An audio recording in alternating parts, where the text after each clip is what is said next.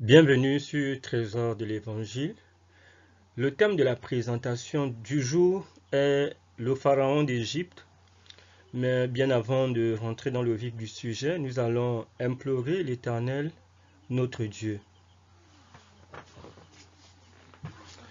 Éternel, grand Dieu d'Israël, nous te bénissons, nous te magnifions, nous te disons merci pour l'opportunité et la grâce que nous avons encore durant cette présentation de partager autour de ce thème qu'est le pharaon d'Égypte.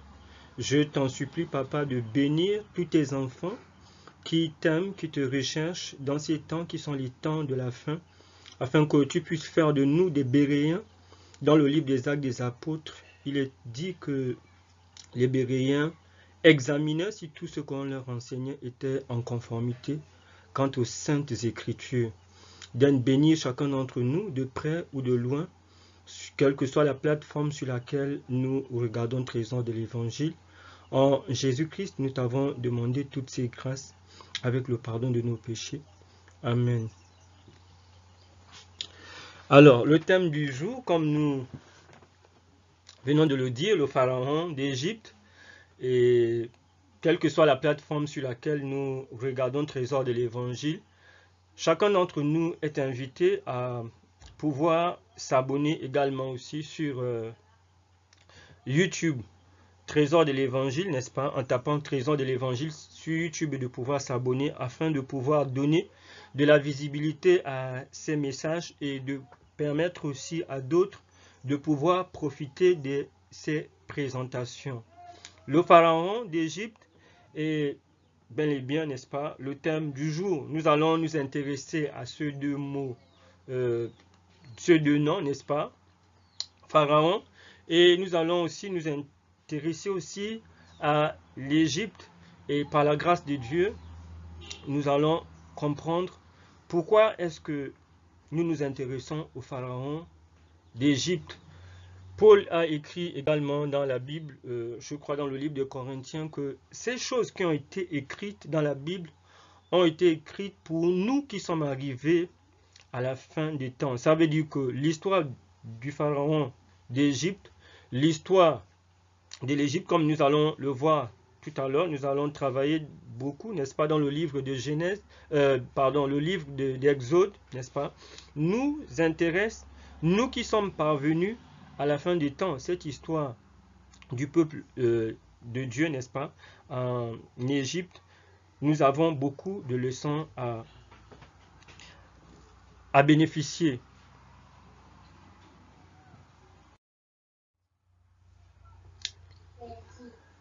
Ra était le dieu soleil égyptien et était spécialement adoré à Héliopolis. Les obélisques représentaient ses rayons, étaient érigés en son honneur. Les rois considéraient Ra comme étant leur patron spécial et leur protecteur. Ils allaient très loin jusqu'à s'identifier à lui tout en utilisant ses titres comme les leurs et adoptent son nom comme le préfixe ordinaire de leur propre nom et titre. Cela est reconnu quant à l'origine du mot pharaon qui est présenté comme étant le rendu de l'hébreu de Phra qui renvoie au soleil. Alors, nous allons d'abord nous arrêter là. Ra ou bien Ré, selon certains auteurs, n'est-ce pas? Ra était le dieu soleil égyptien. Et c'est ce dieu-là, n'est-ce pas, comme nous allons voir dans la suite de la présentation, qui était le dieu principal, n'est-ce pas, de l'Égypte. Et c'est le dieu soleil. Pour ceux qui regardent les dieux de Babylone et l'origine païenne de la Trinité, c'est sur Trésor de l'Évangile. Je nous convie à pouvoir regarder. Ceux qui n'ont pas encore regardé, nous avons longuement parlé, n'est-ce pas, de ce dieu-là, le dieu soleil égyptien, était spécialement adoré à Héliopolis. Héliopolis était une des villes. Les obélisques représentaient ses rayons et étaient érigés en son honneur. Donc j'aimerais que nous puissions retenir ce nom-là, les obélisques. N'est-ce pas? On nous dit que les obélisques représentaient les rayons du dieu soleil et étaient érigés en son honneur. Ça veut dire que là où vous voyez les obélisques, n'est-ce pas, ce sont des rayons soleil qui sont érigés en honneur, n'est-ce pas, de ce dieu soleil. Les rois, donc il y avait des obélisques en Égypte, et nous allons voir, n'est-ce pas, dans notre monde contemporain, est-ce qu'il y a encore aussi toujours des obélisques dont c'est ainsi que je vais nous inviter, n'est-ce pas, à pouvoir retenir ce nom. Les rois considéraient Ra comme étant leur patron spécial et leur protecteur. Donc le dieu soleil, c'était lui qui était le protecteur, n'est-ce pas, des Égyptiens et particulièrement celui aussi du pharaon. Donc patron et protecteur, ils allaient très loin jusqu'à s'identifier à lui tout en utilisant ses titres comme les leurs et adoptent son nom comme le préfixe ordinaire de leur propre nom et ses titres. Cela est reconnu quant à l'origine du mot pharaon qui est présenté comme étant le rendu de l'hébreu de Phra qui renvoie au soleil. Donc ici, pharaon, n'est-ce pas, selon, n'est-ce pas, cette source, on nous dit que pharaon donc est tiré, n'est-ce pas, de ce mot-là, Phra, qui renvoie au soleil. Donc pharaon ici était donc le prêtre du dieu soleil. Et son nom, n'est-ce pas, est tiré du soleil comme nous voyons ici. Donc pharaon était le prêtre du dieu soleil. Nous n'oublions pas le titre de notre présentation. Le pharaon d'Égypte. Donc le pharaon d'Égypte était le grand prêtre, n'est-ce pas, du dieu soleil. À côté du soleil et de la lune, nommé Osiris, donc le soleil Osiris, et Isis, comme je disais, les dieux de Babylone et l'origine païenne de la Trinité, les deux parties, la partie 1 et la partie 2, il faut regarder, n'est-ce pas, nous avons parlé, n'est-ce pas, de ces dieux. Donc, à côté du soleil, on a le soleil Osiris et la lune Osis. Donc, les Égyptiens appelaient le soleil Osiris et la lune Isis. Les Égyptiens adoraient un grand nombre d'animaux comme le bœuf, le chien, le loup, le crocodile, le chat, le faucon, etc. Le taureau était le plus célèbre que les Grecs appelaient Epapris. Donc, on a la source ici. Alors, c'est pour nous faire comprendre, n'est-ce pas, que ici aussi, les Égyptiens étaient des adorateurs de la nature. Donc, ils adoraient les animaux. Et s'ils adoraient les animaux, vous comprendrez très bien quel était le sort qui était réservé à ces animaux. Ils étaient vénérés. Donc, c'était des dieux. Et au-dessus de ces dieux, n'est-ce pas, il y avait le dieu soleil. Alors, vous regardez l'actualité, vous voyez tout ce qui se passe autour de nous. C'est vrai que nous devons prendre soin de l'environnement. On a dit que Dieu a placé Adam et Ève au jardin d'Éden pour qu'ils puissent cultiver le jardin et en prendre soin. Et les animaux ont été créés, n'est-ce pas, pour égayer leur vie. Les animaux ne devaient pas être adorés par Adam et Ève. Alors qu'aujourd'hui, nous avons une certaine écologie qui nous amène même à mettre les animaux au même niveau que les humains. Et c'est ce qui s'est passé ici en Égypte, parce qu'on nous a dit qu'en Égypte, les gens adoraient les animaux, le bœuf, le chien, tout ce que nous avons ici. Il y a bien d'autres, des oiseaux, qui étaient vénérés comme étant des dieux. Donc, s'ils sont vénérés comme étant des dieux, quand on parle d'un dieu, vous comprenez.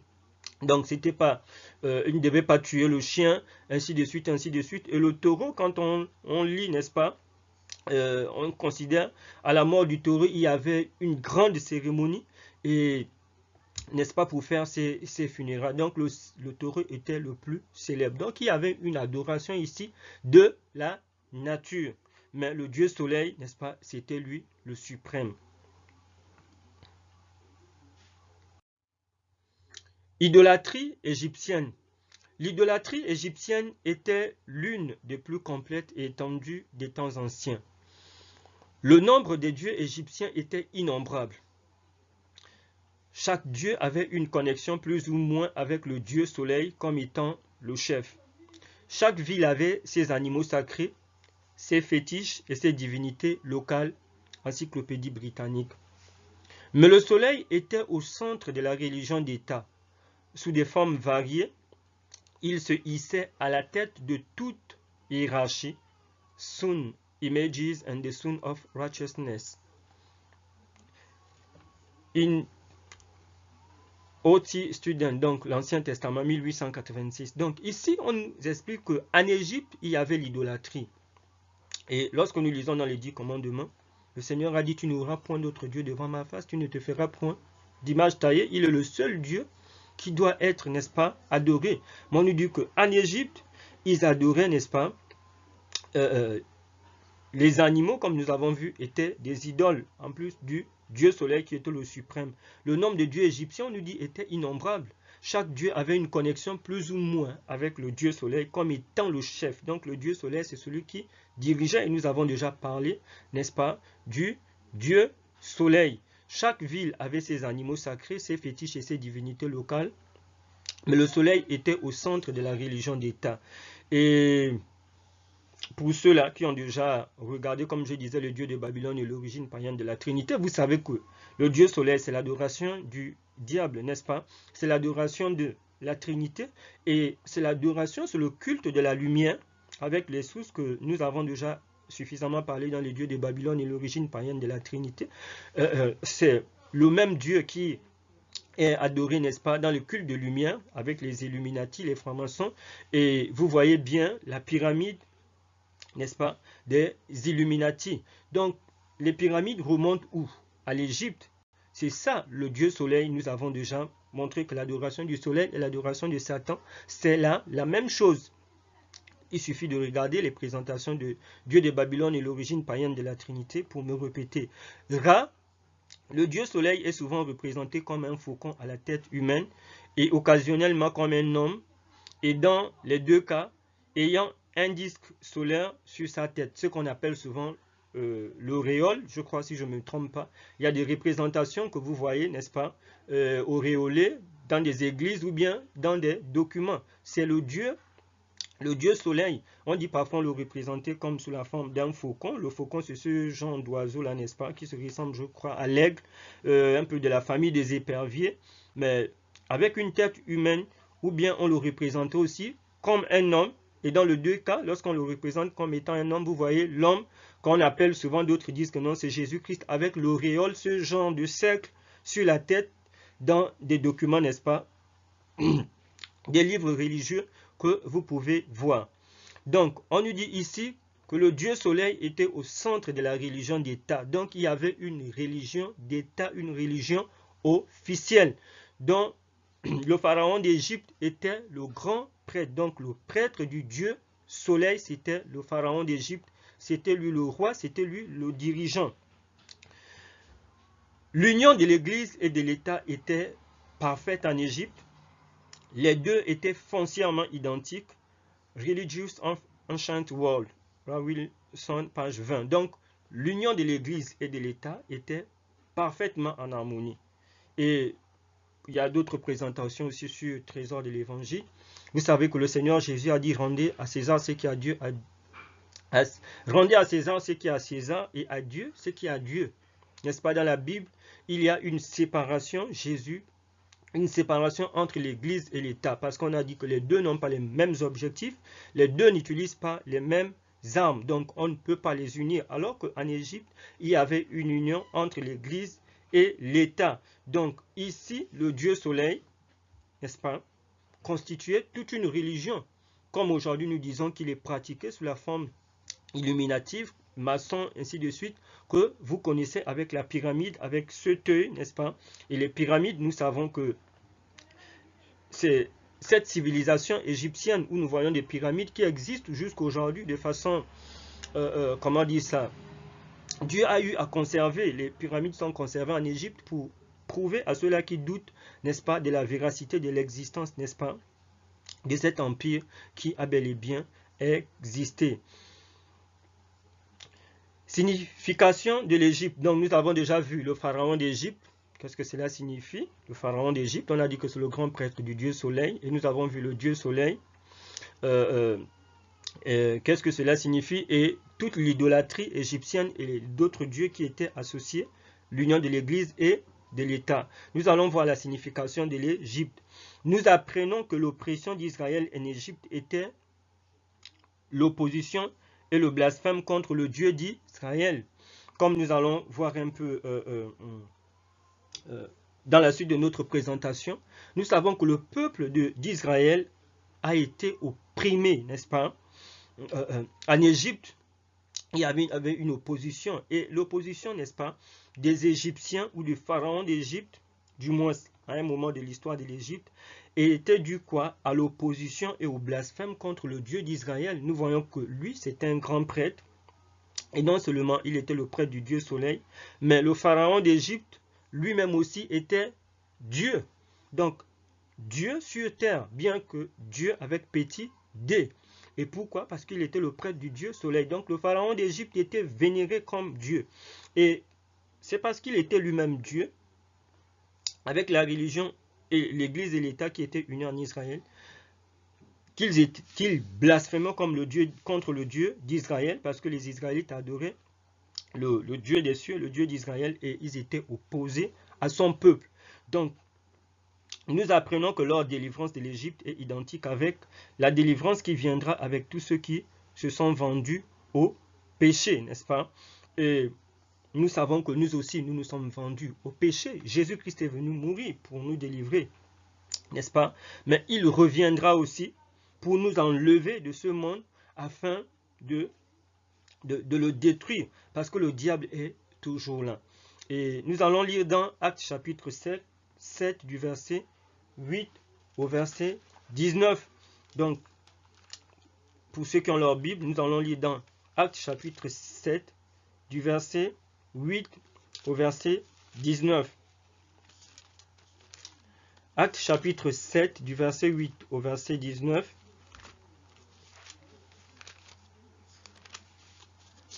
Actes chapitre 7 du verset 8 au verset 19. Il est écrit pour nous expliquer l'opposition et l'oppression que le peuple d'Israël a subi en Égypte, n'est-ce pas? Acte 7 du verset 8 au verset 19. Verset 8, il est écrit, puis Dieu donna à Abraham l'alliance de la circoncision, et ainsi Abraham, ayant engendré Isaac le circoncis le 8e jour, Isaac engendra et circoncis Jacob, et Jacob les 12 patriarches. 9. Les patriarches jaloux de Joseph le vendirent pour être emmenés en Égypte, mais Dieu fut avec lui et le délivra de toutes ses tribulations. Il lui donna de la sagesse et lui fit trouver grâce devant Pharaon, roi d'Égypte, qui l'établit gouverneur d'Égypte et de toute sa maison. 11. Il suivit une famine dans le pays d'Égypte et dans celui de Canaan. La détresse était grande et nos pères ne trouvaient pas de quoi se nourrir. 12. Jacob apprit qu'il y avait du blé en Égypte et il y envoya nos pères une première fois. Et la seconde fois, Joseph fut reconnu par ses frères et Pharaon sut de quelle famille il était. 14. Puis Joseph envoya chercher son père Jacob et toute sa famille, composée de 75 personnes. 15. Jacob descendit en Égypte où il mourut ainsi que nos pères. Et ils furent transportés à Sichem et déposés dans le sépulcre qu'Abraham avait acheté à prix d'argent des fils des morts, père de Sichem. 17.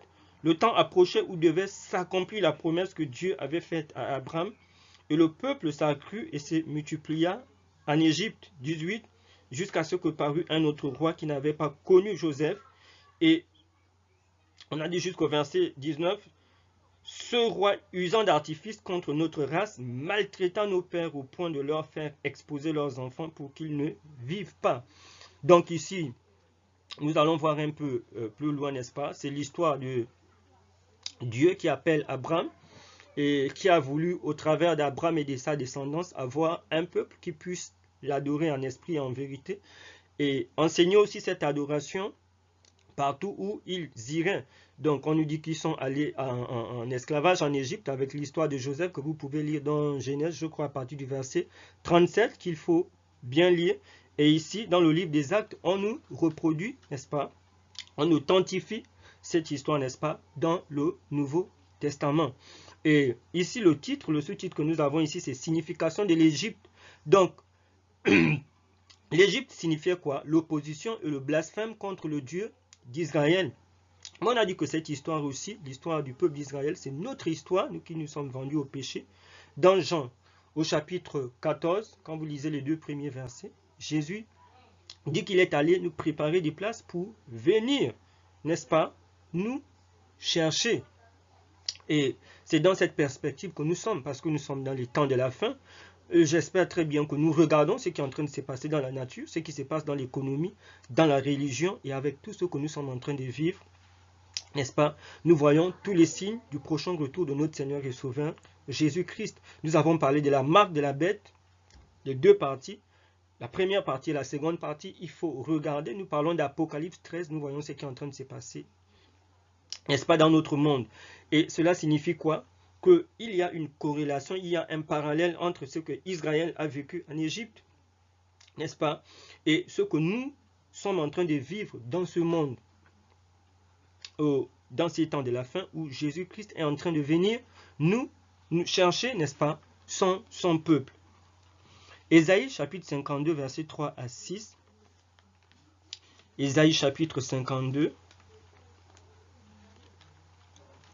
Ésaïe chapitre 52, j'espère que nous avons nos Bibles. Ésaïe chapitre 52, ceux qui n'ont pas encore une Bible, nous sommes encouragés à avoir une Bible. Ésaïe chapitre 52, verset 3 au verset 6, il est écrit: car ainsi parle l'Éternel, c'est gratuitement que vous avez été vendus, et ce n'est pas à prix d'argent que vous serez rachetés. Donc ici, le Seigneur nous fait comprendre que nous sommes vendus au péché. Et ce n'est pas notre argent, ce n'est pas notre or, autrement dit notre richesse qui peut nous sauver. C'est Jésus-Christ qui peut nous sauver maintenant là où nous sommes, n'est-ce pas? Et c'est lui aussi qui viendra également aussi nous délivrer de ce monde, de la même façon que le Dieu d'Israël a délivré le peuple d'Israël de l'oppression de Pharaon. Nous allons aussi lire dans 1 Pierre au chapitre 1, du verset 18 au verset 19. 1 Pierre chapitre 1, du verset 18 au verset 19. 1 Pierre chapitre 1, du verset 18 au verset 19.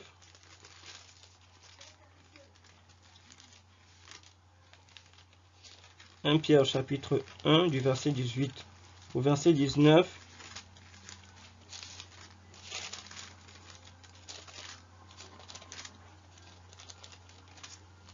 Un Pierre chapitre 1, du verset 18 au verset 19, j'y suis. Sachant que ce n'est pas par des choses périssables, par de l'argent ou de l'or que vous avez été rachetés de la vaine manière de vivre que vous avez hérité de vos pères, mais par le sang précieux de Christ, comme d'un agneau sans défaut et sans tache. Donc c'est Jésus-Christ qui nous a rachetés du péché. Ce n'est pas notre richesse, ce n'est pas notre position sociale, ce n'est pas encore moins, n'est-ce pas, ce que nous pouvons être dans la société, c'est ce que nous devons comprendre. Et c'est Jésus-Christ également aussi qui viendra nous sauver de ce monde. Donc ce que nous retenons ici de l'Égypte, la signification de l'Égypte, c'est quoi? C'est l'opposition, n'est-ce pas, au Dieu d'Israël. C'est l'opposition au Dieu d'Abraham, d'Isaac et de Jacob. Et cette opposition est le blasphème également contre le Dieu d'Abraham, d'Isaac et de Jacob, le Dieu de la Bible. Et donc le parallèle que nous faisons dans ces temps de la fin, c'est pour nous faire comprendre que le peuple de Dieu, n'est-ce pas, va faire face, n'est-ce pas, à cette opposition, à ce blasphème, n'est-ce pas, parce qu'il adore le Dieu de la Bible en esprit et en vérité. Ce peuple sera opprimé d'une façon particulière et spéciale. Mais ici, comme nous voyons avec l'histoire du peuple d'Israël, Jésus-Christ revient, n'est-ce pas, pour nous délivrer, alors que nous voyons que ce monde est en déliquescence à tous les niveaux. Nous allons lire un dernier texte qui n'est pas ici, pour montrer, n'est-ce pas, que l'Égypte, c'est l'opposition, c'est le synonyme de l'opposition à la religion de Jésus-Christ. Apocalypse chapitre 11, nous allons lire au verset 8.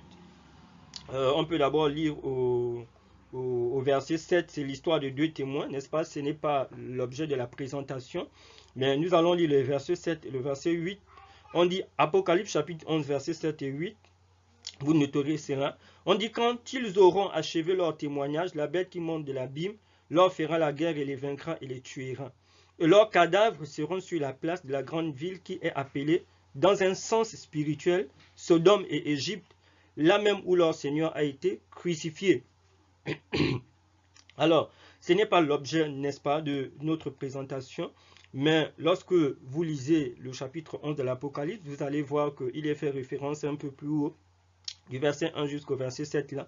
on nous ramène à la période de 42 mois, n'est-ce pas? Nous avons déjà étudié cette période-là dans la Bible, hein, la période de 42 mois, les deux témoins ici. Donc on dit que les deux témoins, n'est-ce pas, seront sur la place de la grande ville leurs cadavres seront sur la place de la grande ville qui est appelée dans un sens spirituel, Sodome et Égypte. Donc Sodome signifie quoi? L'impudicité.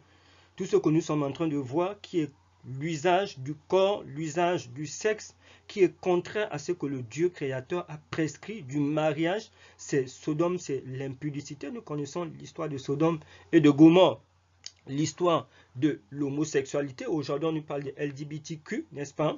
Et de tout ce que nous sommes en train de voir. Et l'Égypte aussi, c'est quoi? C'est le symbole de l'athéisme, comme nous sommes en train de voir l'opposition au Dieu du ciel. Donc, le Dieu du ciel, n'est-ce pas, se trouve le Dieu soleil qui s'oppose, n'est-ce pas, au Dieu des cieux, au travers de qui? De son prêtre et de ses serviteurs. Donc ici on dit que leur cadavre sera sur la même place où le Seigneur a été crucifié. Mais nous nous souvenons dans le livre des Actes que lorsque Paul persécutait les chrétiens et que le Seigneur lui apparut sur la route de Damas, il lui a dit: Paul, Paul, pourquoi me persécutes-tu? Donc Jésus-Christ aussi se trouve persécuté dans la vie de ces chrétiens, n'est-ce pas, qui marchent dans l'obéissance. Aujourd'hui, Jésus-Christ n'est plus sur la terre, mais le diable, n'est-ce pas, manifeste son opposition, sa colère vis-à-vis de ceux-là, n'est-ce pas, qui marchent dans l'obéissance à la parole de Jésus. Donc, on dit dans le sens spirituel où le Seigneur a été crucifié, même si ce n'est plus le Seigneur en personne, mais ce peuple, n'est-ce pas, fidèle qui a été crucifié. Mais nous savons que dans l'histoire, n'est-ce pas, de l'Europe, on sait ce qu'on appelle les autodafés, n'est-ce pas? Les deux témoins ici, tout ce qui s'est passé en Europe, de tous les pays, il n'y a qu'un pays qui a eu, n'est-ce pas, à brûler la Bible sur la place publique, n'est-ce pas? La France, l'autodafé de la parole de Dieu, où les Bibles ont été brûlées. C'est le seul pays, n'est-ce pas, au monde, et ils ont choisi, n'est-ce pas, la raison désormais comme étant une déesse. Donc l'Égypte ici, pour parler de notre thématique ici, l'Égypte fait référence, n'est-ce pas, à l'opposition, au blasphème contre le Dieu des cieux, n'est-ce pas, à l'oppression et à l'opposition que le peuple qui adore le Dieu des cieux, n'est-ce pas, subit et a toujours subi et subira, n'est-ce pas, dans ces temps qui sont les temps de la fin, avec en perspective le retour de Jésus-Christ, n'est-ce pas, qui viendra délivrer ce peuple. Donc le pharaon d'Égypte, c'est le thème de notre présentation. Le récit de l'Exode, nous revenons ici, n'est-ce pas, dans le livre d'Exode, c'est le second livre dans la Bible après la Genèse, Exode, Genèse. Le récit de l'Exode est à la base d'un conflit entre l'Éternel des armées entre l'Éternel des armées réduit et le pharaon qui, selon la religion égyptienne, était censé représenter l'incarnation de Ra, le dieu soleil. Donc ici, nous avons le récit de l'Exode. Quand nous lisons tout le livre d'Exode, le second livre, n'est-ce pas, après la Bible, on nous dit que c'est un conflit qui se déroule entre l'Éternel des armées. C'est vrai qu'il y a réduit ici,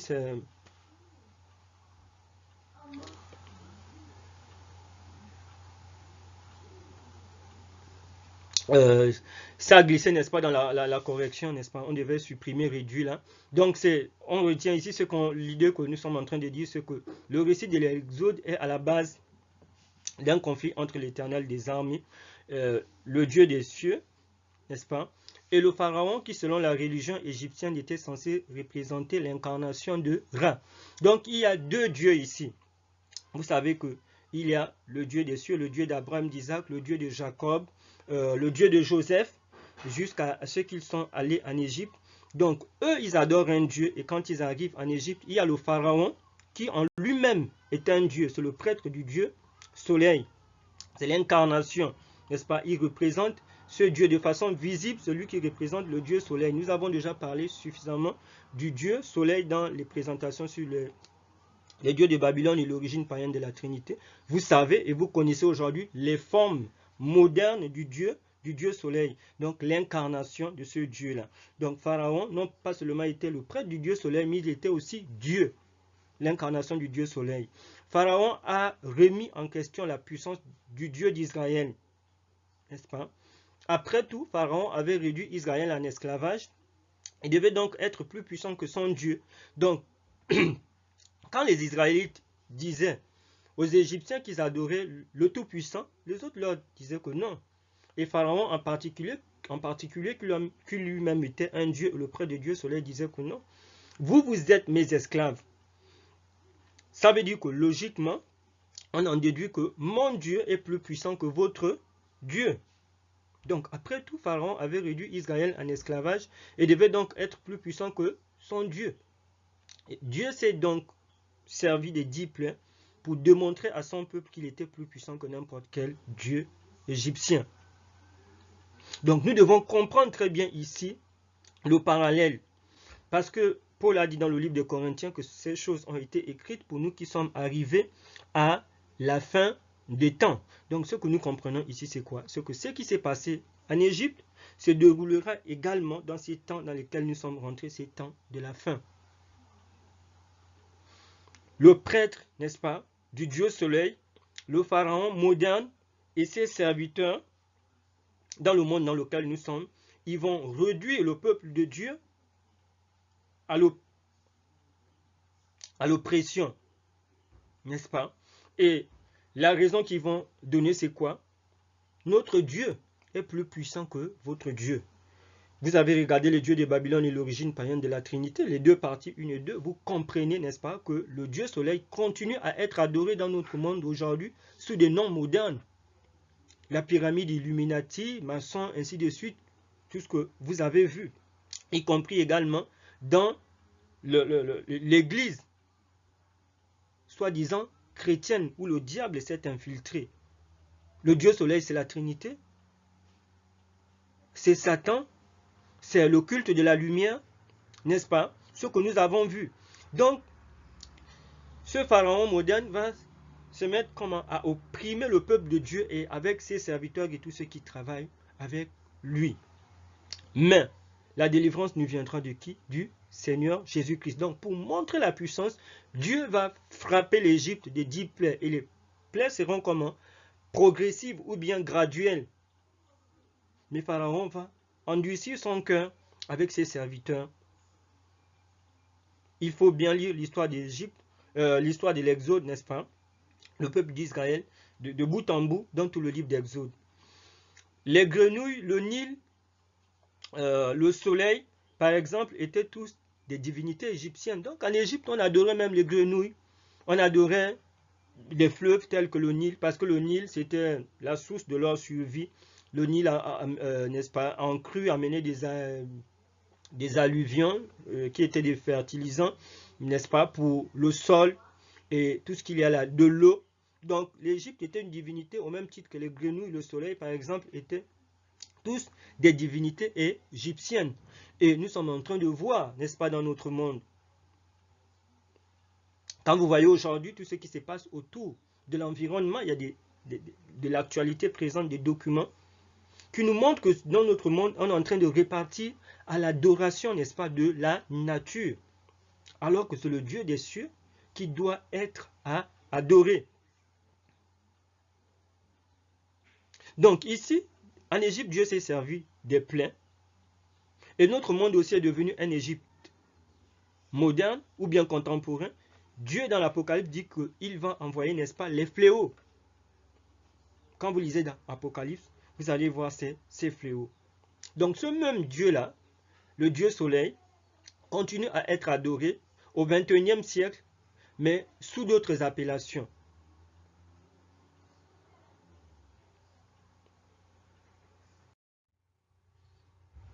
L'historique du peuple d'Israël. Lisons les passages suivants. Nous allons lire, nous avons déjà vu, mais nous allons lire. Lisons les passages suivants. Genèse chapitre 12, Genèse chapitre 15, verset 12 à 15. Genèse chapitre 15, Genèse chapitre 15, versets 12 à 15, il est écrit, au coucher du soleil, un profond sommeil tomba sur Abraham, et voici une frayeur et une grande obscurité vinrent l'assaillir, et l'Éternel dit à Abraham, sache que tes descendants seront étrangers dans un pays qui ne sera point à eux, ils y seront asservis et on les opprimera pendant 400 ans.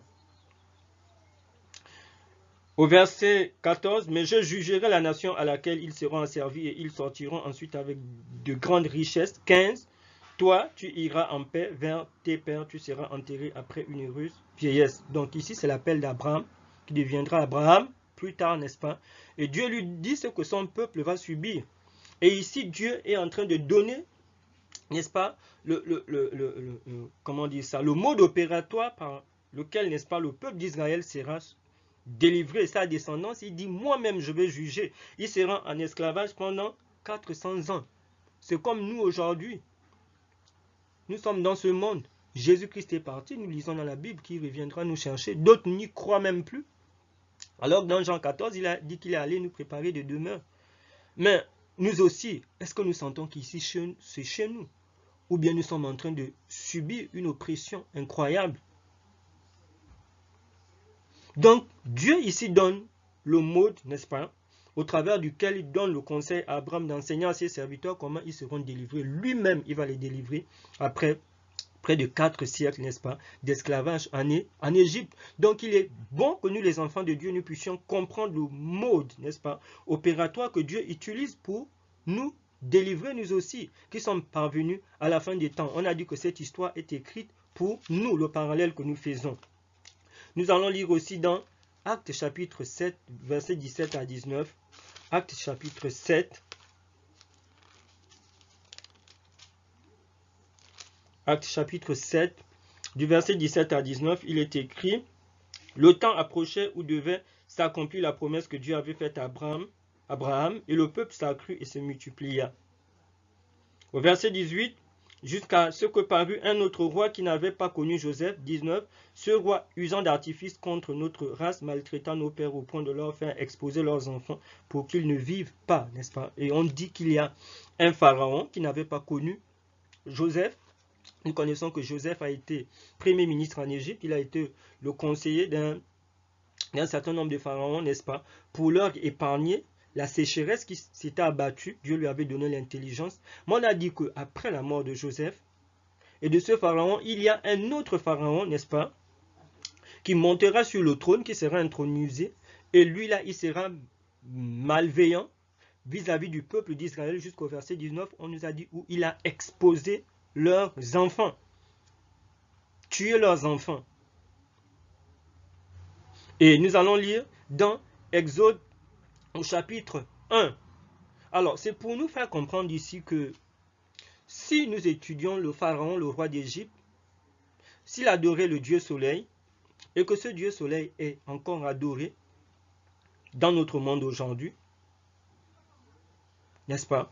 Nous devons nous attendre, n'est-ce pas, à des mêmes pratiques, et c'est ce que nous sommes même en train de vivre. Parce que si le Dieu du pharaon d'Égypte est le Dieu des rois de la terre, est le Dieu des présidents, est le Dieu de certains, des pasteurs, c'est le Dieu des papes, le Dieu des prêtres, des chefs d'entreprise, des journalistes, des médecins, des grands enseignants, il est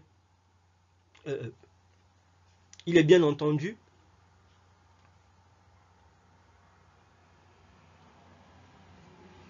indiqué que nous allons vivre les mêmes scènes que le peuple d'Israël a vécu en Égypte, et c'est ce que nous sommes en train de vivre. Pourquoi est-ce que le monde est comme il est aujourd'hui? Pourquoi est-ce que les gens se comportent comme ils se comportent aujourd'hui? Pourquoi il y a de telles lois? Pourquoi il y a de tels agissements? Les gens se posent la question, quel est le Dieu qui est adoré dans notre monde par les dirigeants de ce monde, par nous les peuples? Quel est le Dieu?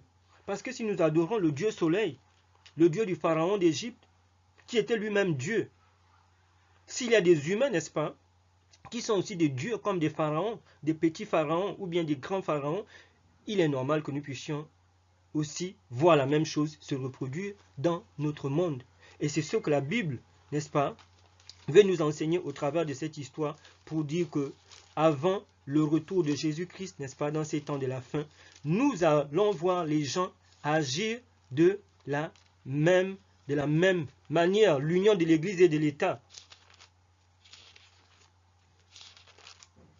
Donc, nous allons lire dans Exode chapitre 1. Exode chapitre 1. Il est écrit: voici les noms des fils d'Israël venus en Égypte avec Jacob et la famille de chacun d'eux. Ruben, Siméon, Lévi, Juda, Issachar, Zabulon, Benjamin. 4. Dan, Nephtali, Gad et Aser. 5. Les personnes issues de Jacob étaient au nombre de 70. En tout, Joseph était alors en Égypte. 6. Joseph mourut ainsi que tous ses frères et toute cette génération-là. Les enfants d'Israël furent féconds et multiplièrent, ils s'accrurent et devinrent de plus en plus puissants, et le pays en fut rempli. Il s'éleva sur l'Égypte un nouveau roi qui n'avait point connu Joseph. Il dit à son peuple: voici les enfants d'Israël qui forment un peuple plus nombreux et plus puissant que nous. Allons, montrons-nous habiles à son égard, empêchons qu'il ne s'accroisse et que, s'il survient une guerre, il ne se joigne à nos ennemis pour nous combattre et sortir ensuite du pays d'Égypte. Et l'on établit sur lui des chefs de corvée afin de l'accabler de travaux pénibles. C'est ainsi qu'il bâtit les villes de Pithom et de Ramsès pour servir de magasin à Pharaon. Mais plus on l'accablait, verset 12, plus il multipliait et s'accroissait, et l'on prit en aversion les enfants d'Israël. 13. Alors les Égyptiens réduisirent les enfants d'Israël à une dure servitude. 14. Ils leur rendirent la vie amère par de rudes travaux en argile et en briques, et par tous les ouvrages des champs, et c'était avec cruauté qu'il leur imposait toutes ces charges. 15. Le roi d'Égypte parla aussi aux sages-femmes des Hébreux, nommées l'une Shifra et l'autre Poix. Il leur dit: quand vous accoucherez les femmes des Hébreux, et que vous les verrez sur les sièges, si c'est un garçon, faites-le mourir, si c'est une fille, laissez-la vivre. Pardon, 17. Les sages-femmes craignirent Dieu et ne firent point ce que leur avait dit le roi d'Égypte. Elles laissèrent vivre les enfants. Le roi d'Égypte appela les sages-femmes et leur dit: pourquoi avez-vous agi ainsi et avez-vous laissé vivre les enfants? Les sages-femmes répondirent à Pharaon: c'est que les femmes des Hébreux ne sont pas comme les Égyptiennes. Elles sont vigoureuses et elles accouchent avant l'arrivée de la sage-femme.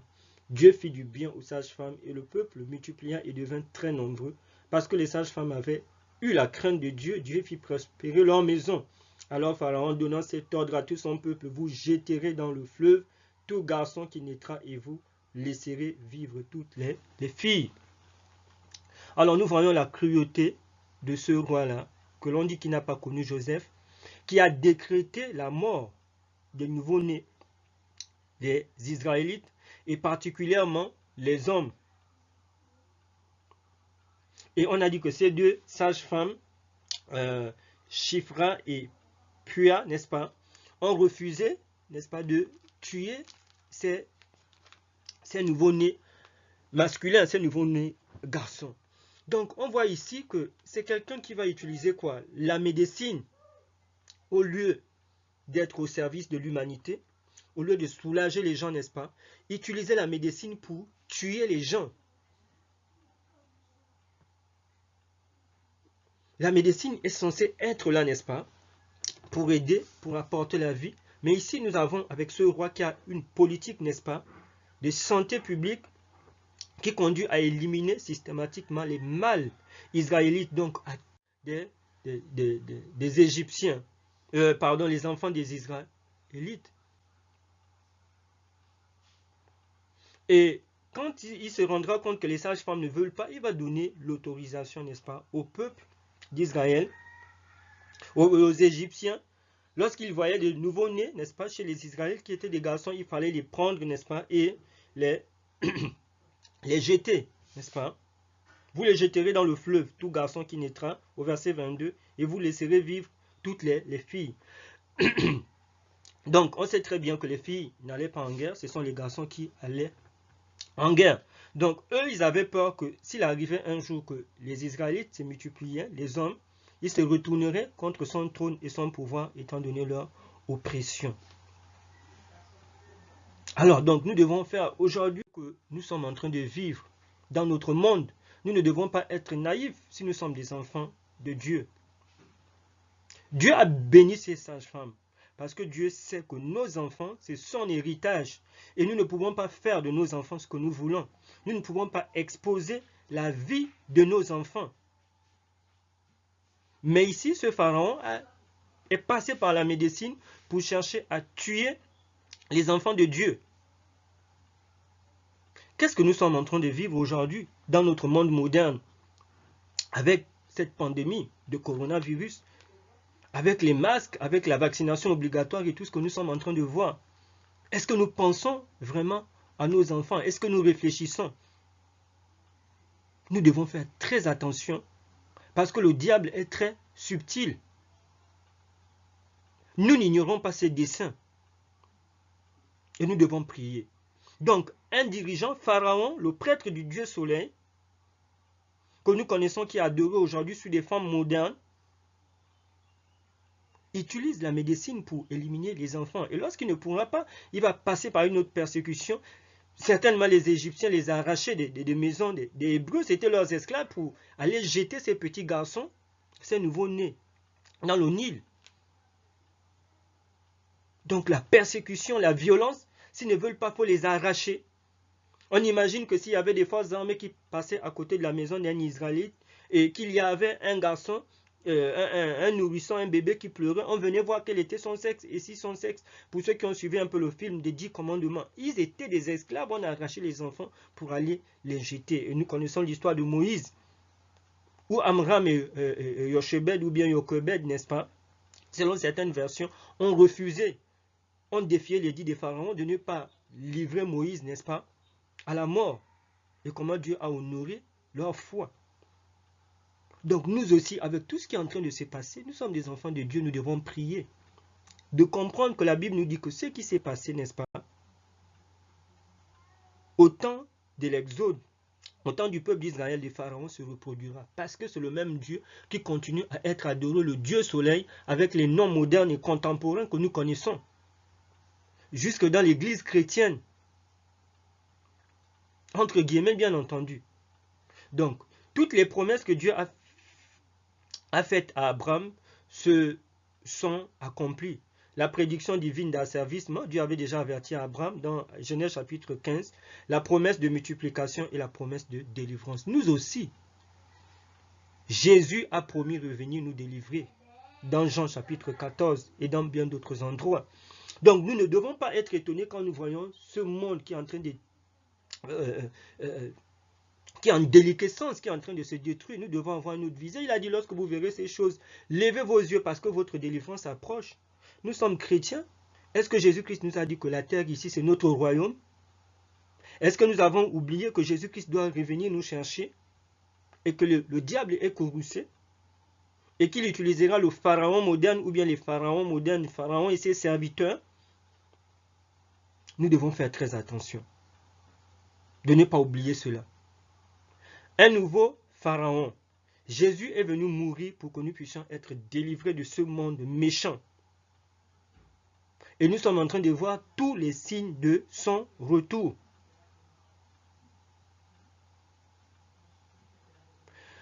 Un nouveau pharaon. Entre la mort de Joseph et le début de la persécution des Israélites par les Égyptiens, il s'est écoulé environ 220 ans. Si l'exode a eu lieu vers 1440 avant Jésus-Christ, n'est-ce pas? Selon certains chroniqueurs, il y a beaucoup de sources, n'est-ce pas? Ceux-là disent que l'exode a eu lieu vers 1440 avant Jésus-Christ. Le pharaon qui n'a pas connu Joseph était probablement Thoutmôsis Ier de 1539 à 1514 avant Jésus-Christ. Donc l'égyptologie, il y a beaucoup de chercheurs qui, n'est-ce pas, qui échangent, mais approximativement, on dit que ce pharaon-là pourrait être Thoutmôsis Ier, n'est-ce pas, de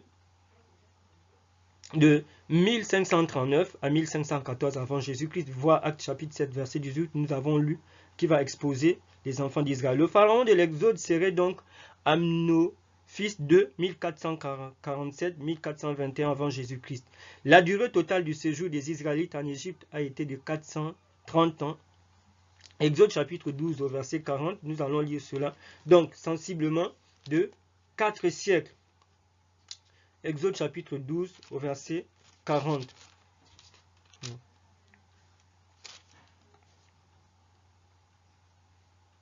Le séjour des enfants d'Israël en Égypte fut de 430 ans. C'est ça, n'est-ce pas? Donc le verset 40 nous dit. Et au verset 41, et au bout de 430 ans, le jour même, toutes les armées de l'Éternel sortirent du pays d'Égypte.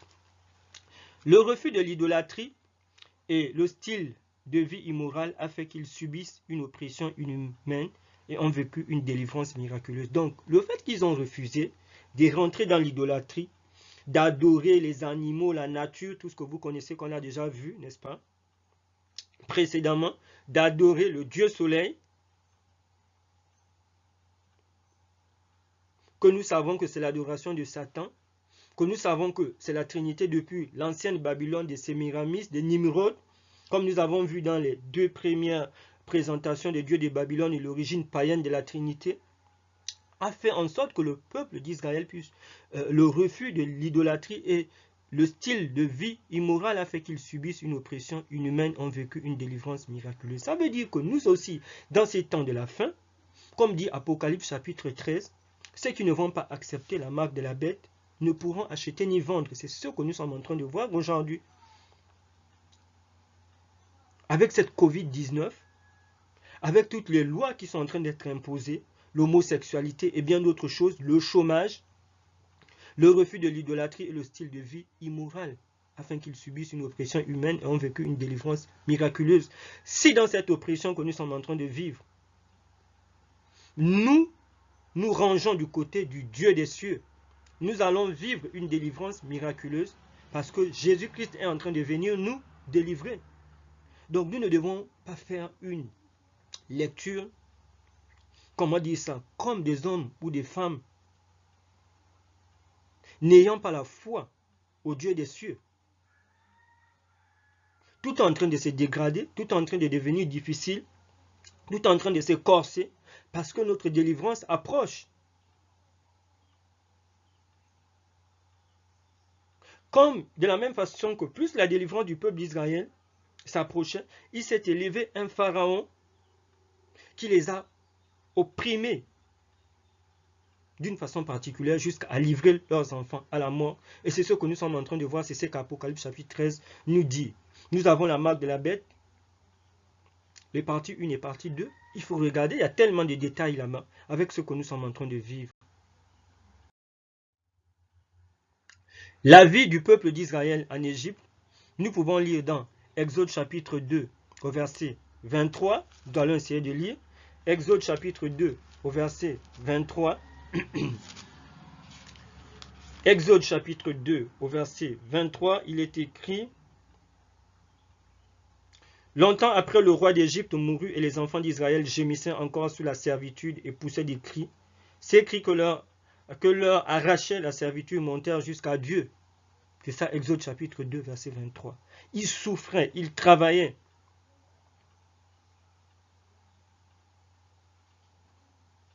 Ils n'avaient même pas la possibilité, ils ne voulaient même pas leur donner la possibilité de pouvoir se reposer le 7e jour. Le 7e jour que nous disons, qui est dans Genèse chapitre 2, que Dieu a béni, sanctifié.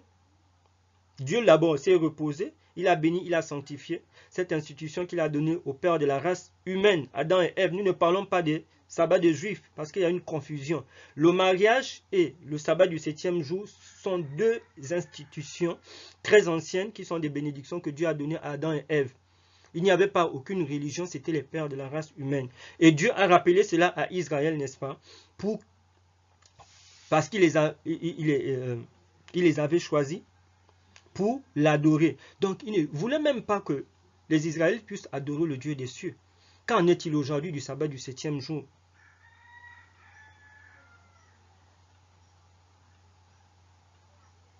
Il y a des gens, quand ils veulent se reposer le 7e jour, on leur dit, des entreprises, des entrepreneurs qui leur disent qu'on ne veut même rien entendre. Tu as le choix. Ah oui, mais il faut faire le choix de la foi.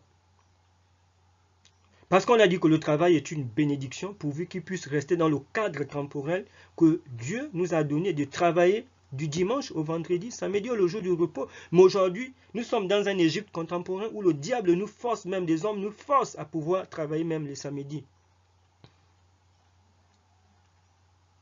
C'est une question de foi.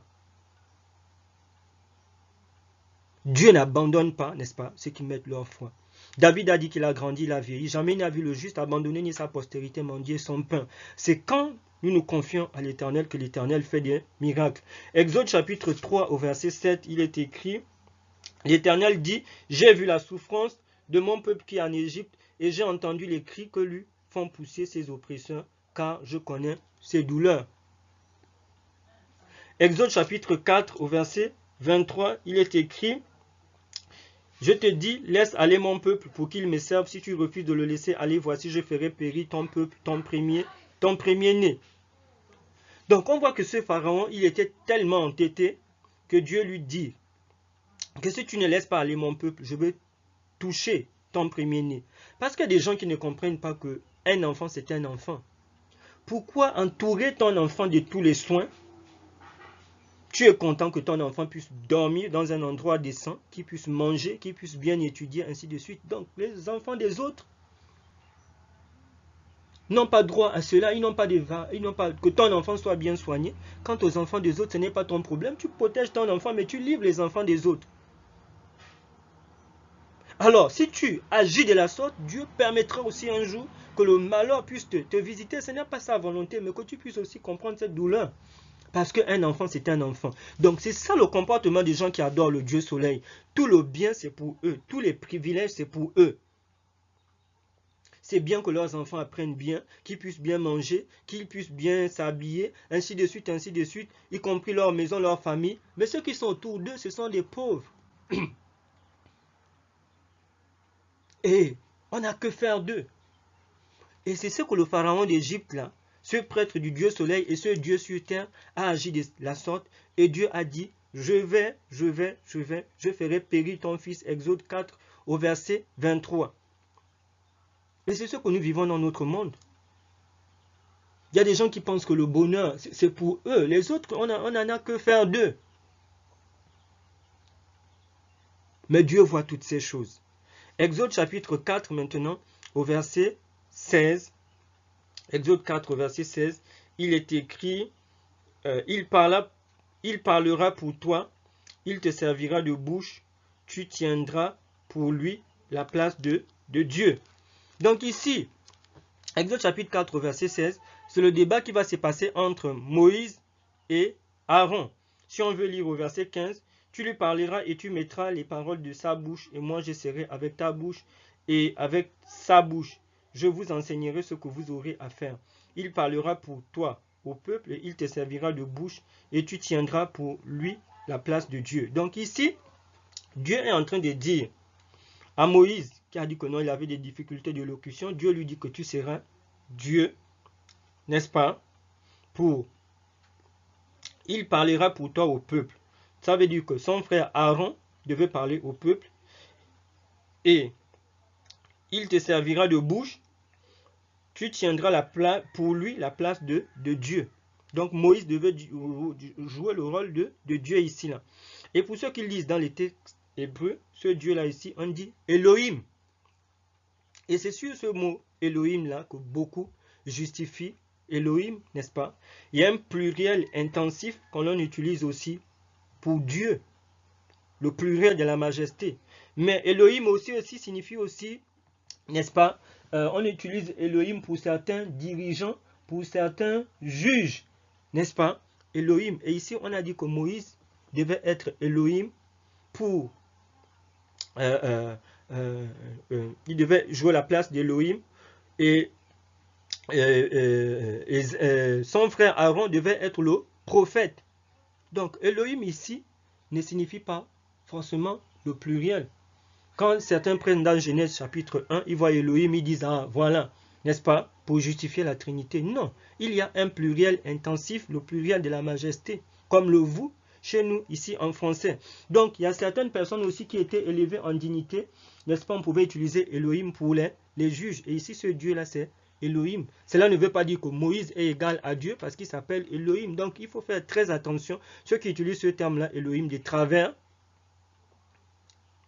pour dire que non, comme c'est Elohim, forcément, c'est le pluriel, n'est-ce pas? Il y avait plusieurs dieux. C'est ce que certains théologiens utilisent dans la Genèse, alors qu'il y a Elohim qui signifie aussi le pluriel intensif, qui est le pluriel de la majesté. Donc ici, c'est cela. Au Exode chapitre 4, au verset 22, 4 au verset 22, il est dit: tu diras à Pharaon, ainsi parle l'Éternel, Israël est mon fils et mon premier-né.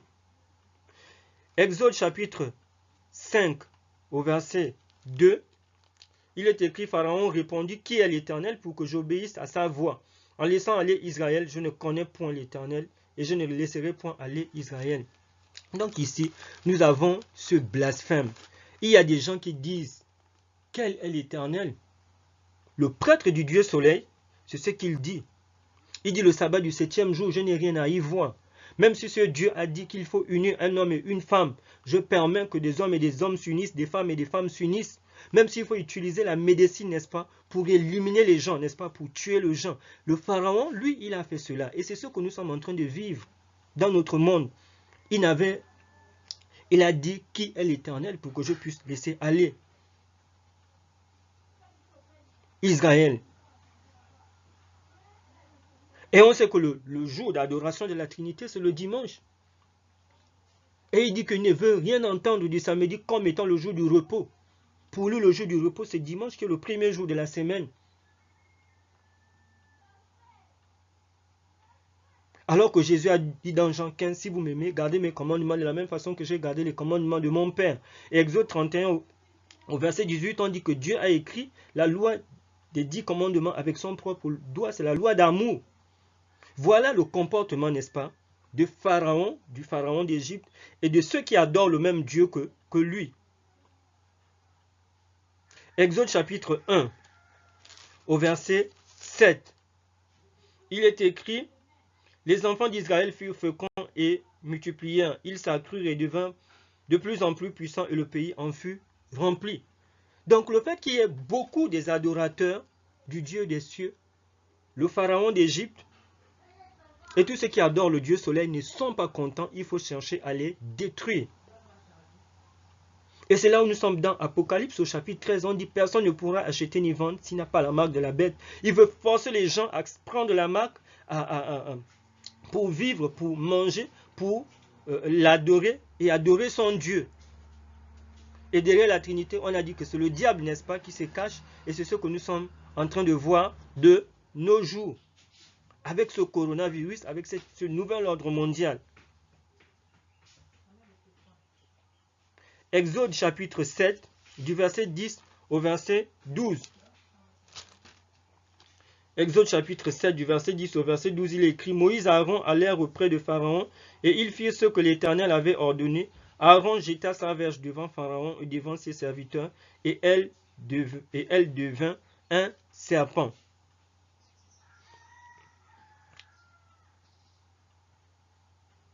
Elle devint un serpent. Si vous lisez, n'est-ce pas, du verset 11 au verset 11, il est écrit, Exode chapitre 7 au verset 11, mais Pharaon appela des sages et des enchanteurs, et les magiciens d'Égypte, eux aussi, en firent autant par leur enchantement. Ils jetèrent tous leurs verges et devinrent des serpents, et la verge d'Aaron engloutit leurs verges. Donc c'est pour ici nous parler des miracles. Exode chapitre 7 du verset 10 au verset 12. Ceux qui adorent le Dieu soleil font aussi des miracles. D'où aujourd'hui, si nous ne suivons pas la vérité biblique, nous suivons simplement des miracles parce que quelqu'un porte le nom de prophète, il porte le nom de pasteur, il porte le nom d'apôtre, il réunit des gens au nom de Jésus et que forcément, quand il fait des miracles, on va dire que c'est Dieu. Oui, Dieu fait des miracles ici.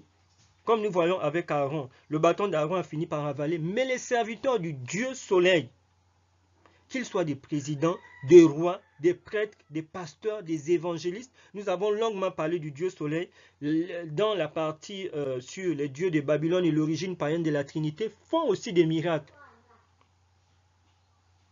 Et il faut comprendre en quoi consiste ce Dieu soleil. Nous avons longuement parlé. Donc ils vont jeter le bâton. Lui aussi va appeler aussi ses serviteurs. Ils vont jeter aussi le bâton. Qu'est-ce que nous ne voyons pas aujourd'hui?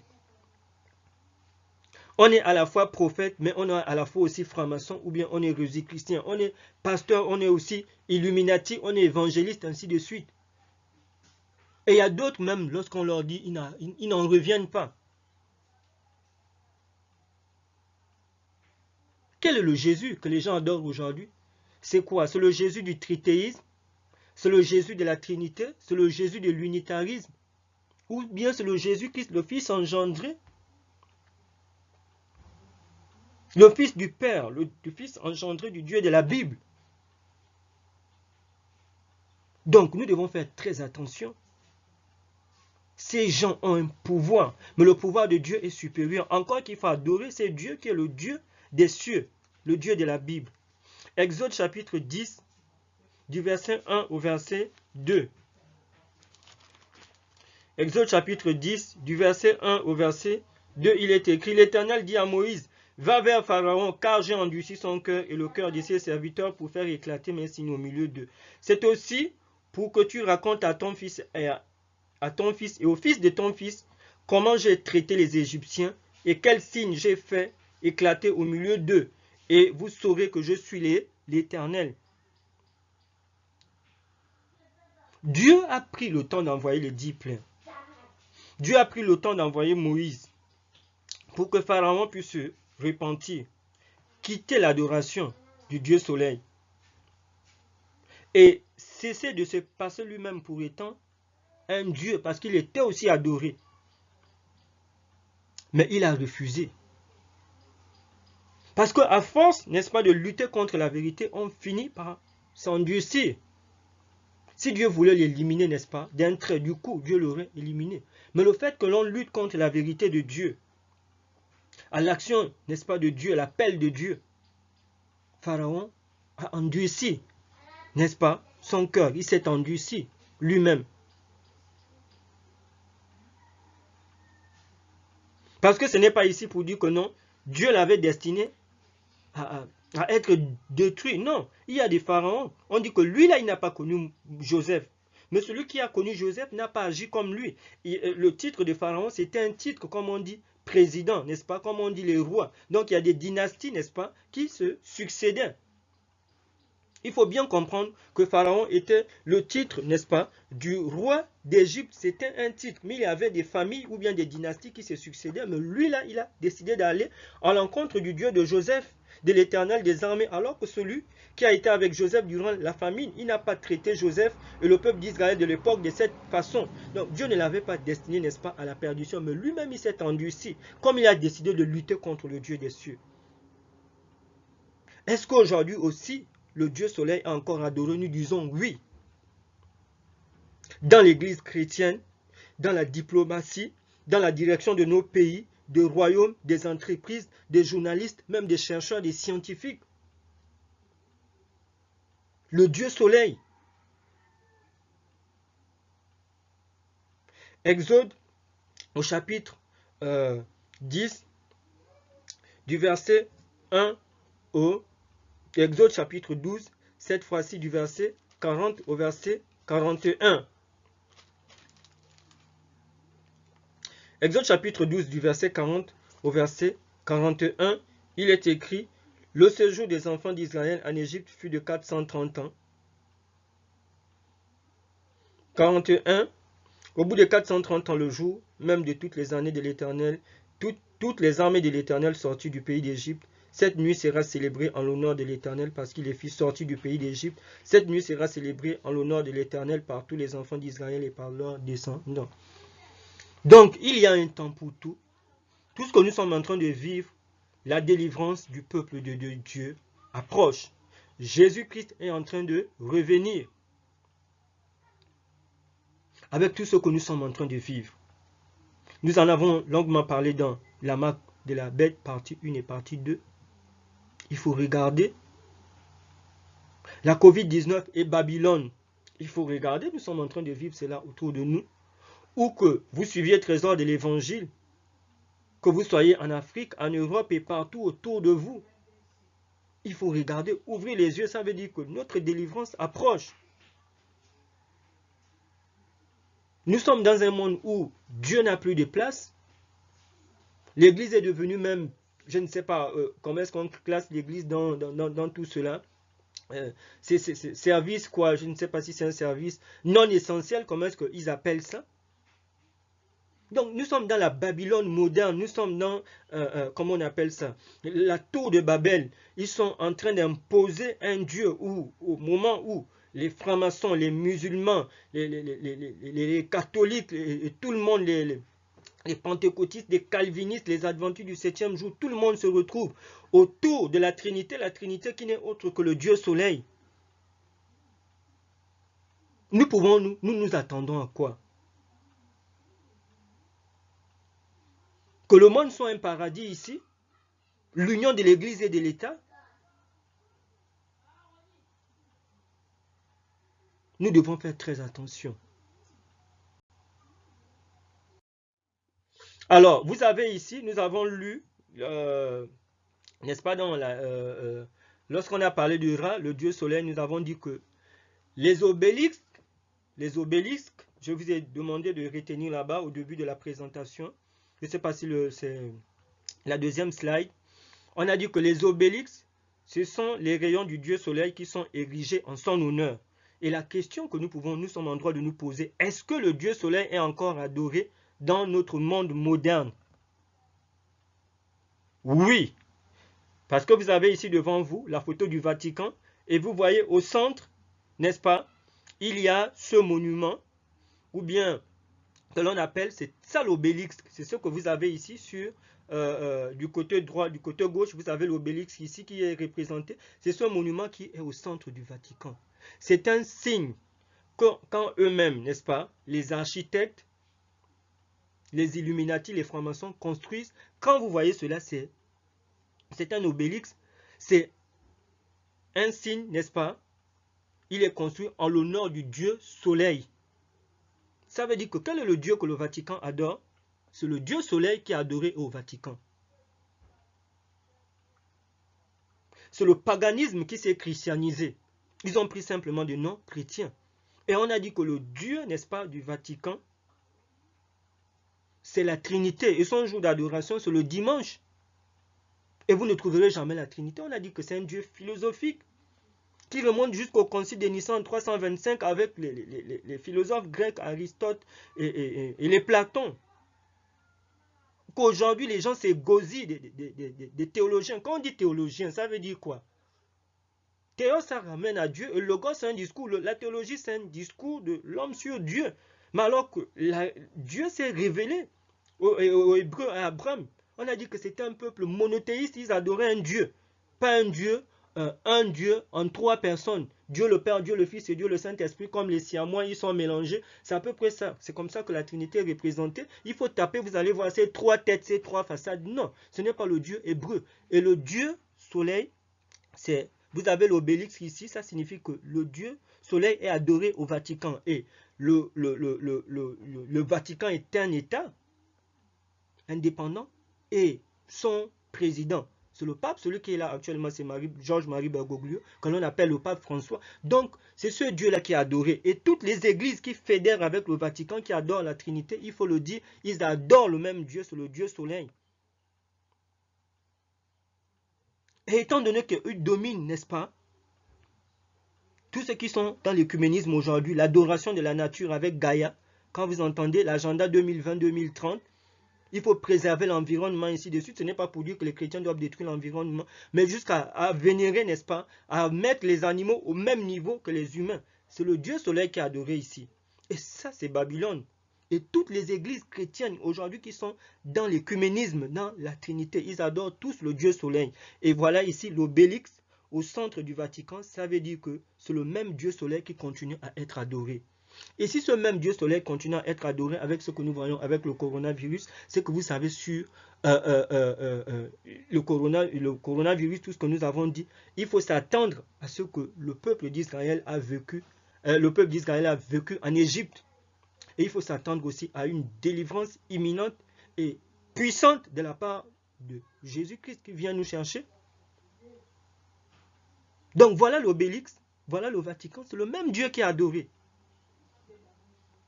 Et ce titre de pape là, n'est-ce pas, ça veut dire que celui, c'est un pharaon, n'est-ce pas, dans notre Égypte contemporain. C'est un pharaon. Et tous ceux qui adorent aussi ce Dieu aussi, ce sont des serviteurs, n'est-ce pas, de Pharaon, qu'ils soient des chefs d'État, parce que c'est ça l'adoration de la lumière, le Dieu soleil, des Illuminati, les francs-maçons, qu'ils soient des banquiers, des présidents, des chefs d'entreprise, des pasteurs, des prêtres, des évêques et tout ce que vous voulez, des chanteurs, des enseignants, tout ce que vous voulez. C'est ce Dieu-là, c'est le Dieu soleil, des médecins, des sages-femmes. Et c'est là où nous sommes avec le coronavirus. Donc voilà, le Dieu soleil continue à être adoré. Et le Vatican, l'église catholique romaine, avec toutes ses filles, aujourd'hui fédère les hindous, les bouddhistes et tout le monde avec le jour du repos universel qui sont en train d'imposer à l'humanité. Il y a une actualité récente. Le dimanche pour le climat, alors que dimanche n'est pas le jour du repos de la Bible, le jour du repos de Dieu, d'Abraham, d'Isaac et de Jacob. C'est là où nous sommes. Le Dieu soleil. Donc voilà, il est encore adoré de nos jours au XXIe siècle. Alors, Sun Worship. Vous voyez ici cette photo. Et vous avez ici, ce qui est soulevé ici, c'est ce qu'on appelle l'ostentoire. L'ostentoire. Et que signifie l'ostentoire?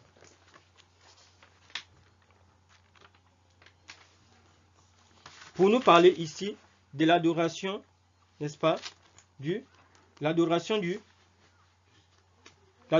soleil. Vous voyez ce qu'il lève ici, l'ostentoire. Donc, l'ostentoire, le mot ostentoire vient d'un mot latin, ostensor, qui veut dire montrer. C'est un objet en métal précieux qui compose un pied et plus haut un motif ornemental doré ou argenté entourant l'espace laissé libre pour l'hostie. L'ostensoir est en forme de soleil qui sert à montrer l'hostie consacrée pour l'exposition du Saint-Sacrement. L'hostie est alors présentée dans le lunule. Donc, ici, cela est utilisé. Pourquoi? Lunule, c'est l'adoration du soleil et de la lune, n'est-ce pas? Nous avons lu là-bas, on disait que Osiris et Isis renvoyaient à l'adoration du soleil et de la lune. Et c'est ce que nous voyons ici, c'est l'adoration du Dieu soleil. Et vous voyez, c'est l'Eucharistie. On nous dit que eux, ils disent que les prêtres reproduisent le sang et le corps de Jésus-Christ, alors qu'Hébreu nous dit que Jésus-Christ est mort une seule fois.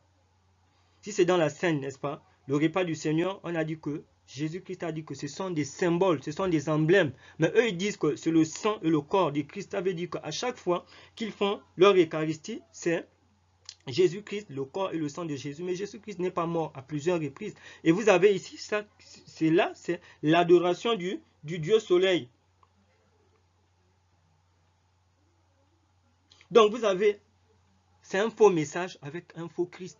C'est l'adoration du Dieu soleil. Et déjà du époque d'Ézéchiel. Ézéchiel, nous sommes au 6e siècle avant Jésus-Christ. Nous allons lire ce que Ézéchiel a dit l'adoration du Dieu soleil qui avait intégré le peuple d'Israël, qui était rentré dans le peuple de Dieu. Et c'est ce que nous sommes en train de dire aujourd'hui. L'adoration du soleil est rentrée dans le peuple de Dieu. Vous voyez ici l'ostentoire, n'est-ce pas? C'est pour l'adoration du soleil et de la lune. Et ça remonte à la Babylone ancienne, avec Nimrod, Sémiramis et Tammuz. Ézéchiel chapitre 8, au verset 14. il est écrit, Then he brought me to the door of the gate of the Lord's house, which was toward the north, and behold, there sat women weeping for Tammuz.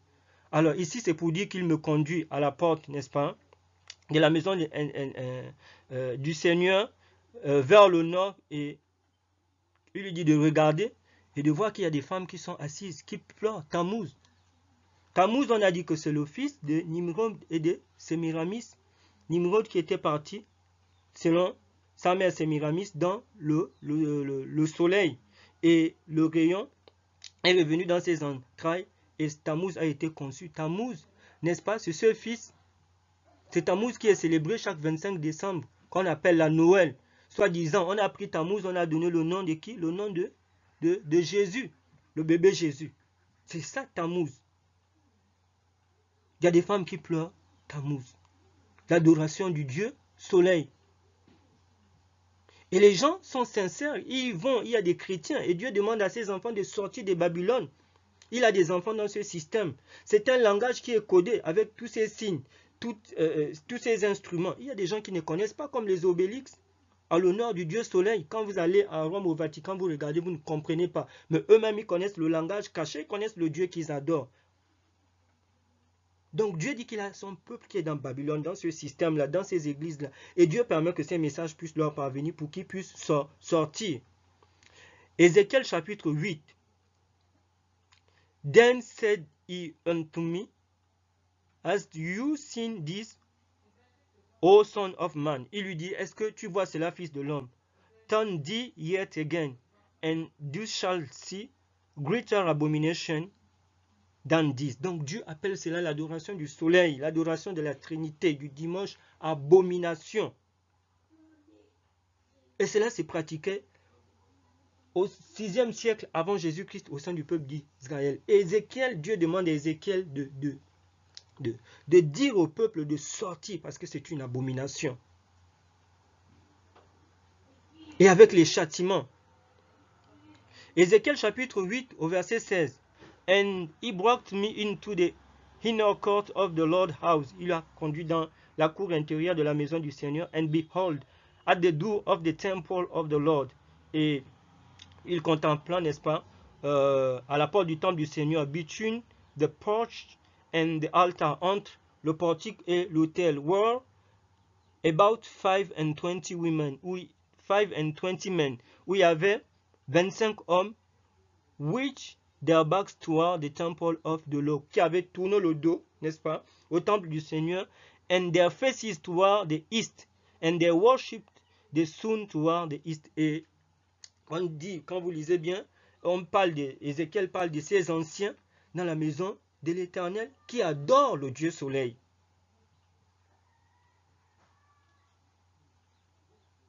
Qui adorent le Dieu soleil. Et Dieu leur dit, n'est-ce pas, il dit à Ézéchiel, voilà ces hommes. Ils tournent le dos au temple et ils regardent à l'est, n'est-ce pas, où le soleil s'élève pour adorer le soleil. Mais Dieu appelle ça ici quoi? Abomination.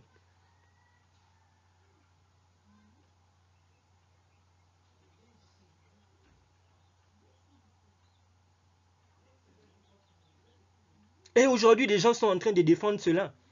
Vous avez décidé de quoi? De vendre votre âme à un pasteur, à un homme, à un prêtre, à une organisation, fût-il à un pape? Ou bien, Jésus a dit que le chemin, la vérité, la vie, et la vérité est dans la Bible. On vous montre ici que l'adoration du Dieu soleil de la Trinité, ce n'est pas l'adoration du Dieu des cieux. Et les gens disent non.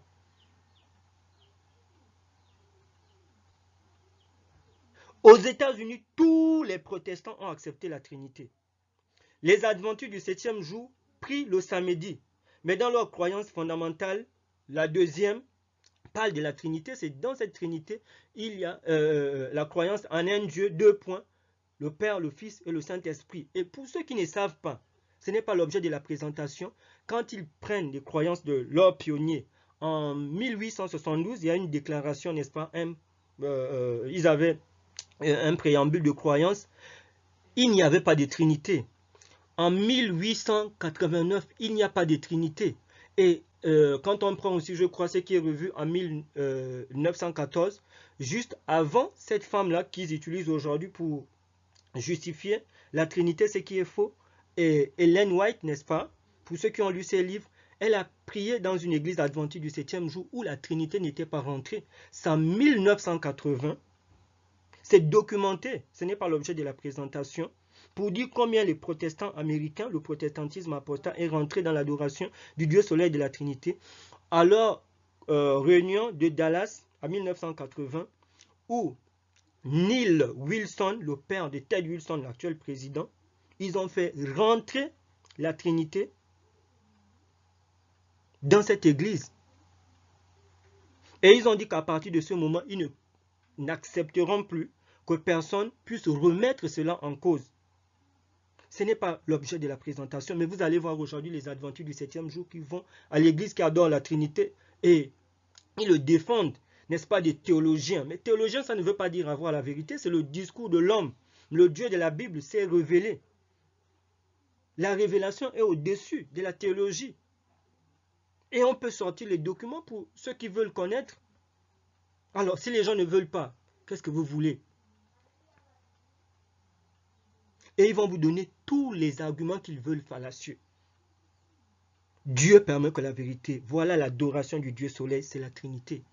Et si vous êtes dans ce système, il faut sortir, quel que soit le nom de l'église. Fût-elle l'adventure du 7e jour, il faut sortir. Et c'est ce qu'Ézéchiel dénonçait ici, là.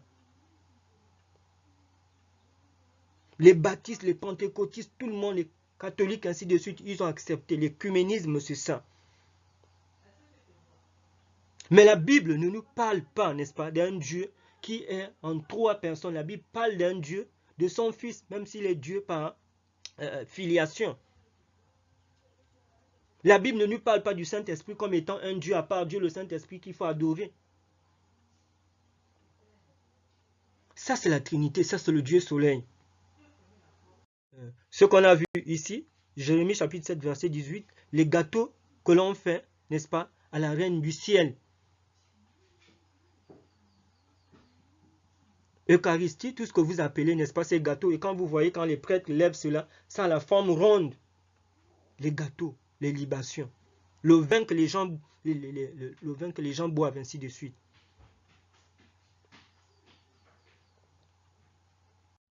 Donc, c'est ça, catéchisme of the Catholic Church. Et aujourd'hui, l'écuménisme réunit tout le monde.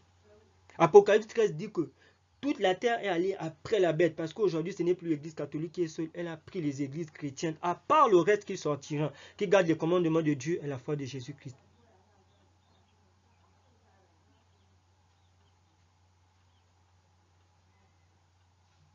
Tout le monde.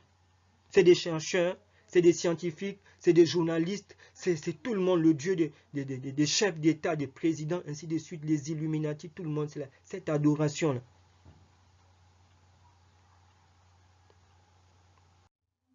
Alors, voilà ici, vous avez devant vous l'obélix, vous avez l'obélix au Vatican, le Dieu soleil est adoré au Vatican, avec ce que cela signifie.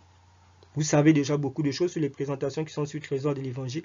Le monument de Washington, c'est l'obélix aussi aux États-Unis. Les États-Unis vont connaître leur chute, comme nous disons. Ils vont mélanger l'Église et l'État. Les États-Unis sont basés sur le républicanisme et le protestantisme. Le républicanisme leur accorde, n'est-ce pas, la liberté de religion, la liberté d'expression et la liberté de la presse. Et le protestantisme, n'est-ce pas, garantit la séparation entre l'Église et l'État. Mais on a dit que le protestantisme apostat américain, n'est-ce pas, va former une image de la bête. Ils vont faire pression sur le Congrès, sur le président américain, à tel point que le Congrès va voter une loi du dimanche. Il n'y a pas de religion d'État aux États-Unis. Mais avec le coronavirus, nous voyons que toutes les libertés sont en train de tomber. C'est pour aboutir à quoi? À la destruction de la liberté religieuse. Parce qu'aujourd'hui, si vous n'obéissez pas aux mesures du coronavirus, avec tout ce qu'on est en train de voir, les variants, l'église est fermée. Alors que la Constitution américaine interdit cela. C'est pour amener les gens à adorer le Dieu soleil. De façon officielle, quand ils vont officialiser cela, la Bible dit que les jugements de Dieu vont tomber. Mais il faut regarder l'actualité. On est en train de parler du dimanche pour le climat. On parle de la conférence de Glasgow en Écosse. Il faut suivre. Les gens manifestent la demande le dimanche pour le climat. Les gens ne comprennent pas ce qui est caché derrière le coronavirus, le Great Reset, la religion mondiale. Le Dieu Soleil qui a adoré le monument de Washington. Donc, ils ont dit, les Illuminati ont dit, n'est-ce pas, que le Dieu Soleil doit devenir le Dieu des États-Unis. Mais dès qu'il deviendra le Dieu des États-Unis, le dimanche, par la loi, l'union de l'Église et de l'État, le républicanisme garantit la liberté de culte des minorités. Ça veut dire que ce serait maintenant une religion d'État, le Dieu Soleil. Il faut suivre l'actualité. Le Dieu Soleil de Syrie, London, vous avez aussi l'obélix, c'est toujours le Dieu Soleil. Et vous savez ce que le Dieu Soleil signifie. Donc le Dieu Soleil est encore adoré dans notre monde. Ne vous étonnez pas que les banquiers, le coronavirus, nous sommes en train de vivre ce que nous sommes en train de vivre. Et n'oubliez pas comment est-ce qu'ils se retournent contre les enfants de Dieu. Aujourd'hui, si tu n'acceptes pas les politiques, n'est-ce pas, du coronavirus, la vaccination obligatoire, on dit les gens ne pourront plus acheter, les gens ne pourront plus prendre des avions, ainsi de suite, mais les gens ne comprennent pas. C'est là où nous sommes. L'adoration du Dieu Soleil.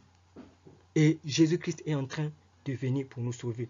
Alors que le peuple d'Israël, Dieu avait dit qu'il devait venir délivrer la descendance d'Abraham. Nous aussi, nous devons lire, comprendre la volonté de Dieu. Comment est-ce que Dieu veut que nous puissions nous comporter face à la marque de la bête? Ça, on ne peut pas acheter, on ne peut pas vendre.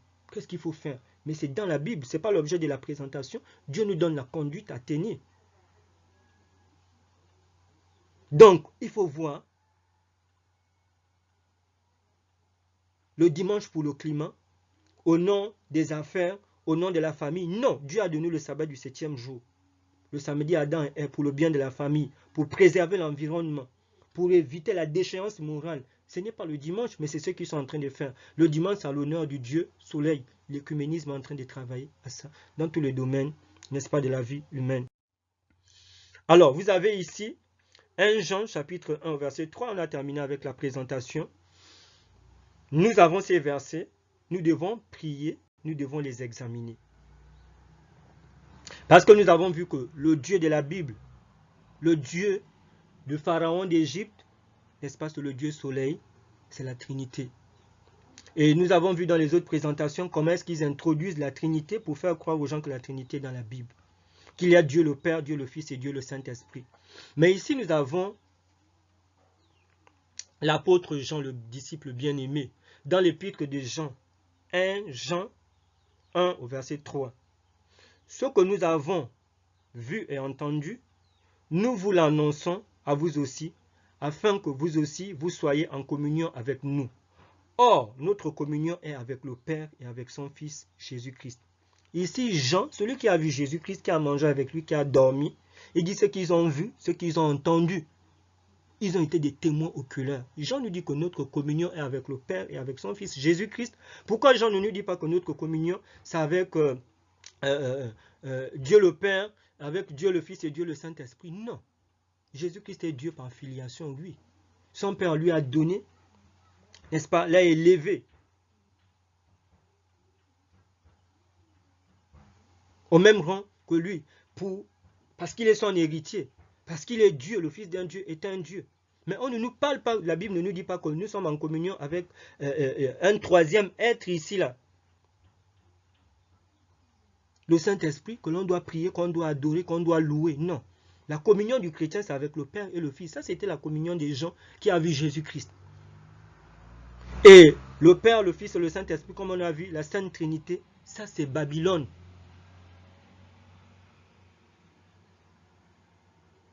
On peut même s'arrêter là. Malgré tout ce que Jean a dit dans son évangile, voilà la conclusion. La fin, c'est qu'il écrit les épîtres pour dire que notre communion avec le Père et son Fils Jésus-Christ. Alors dans ce cas, c'est qui le Saint-Esprit qui est adoré aujourd'hui?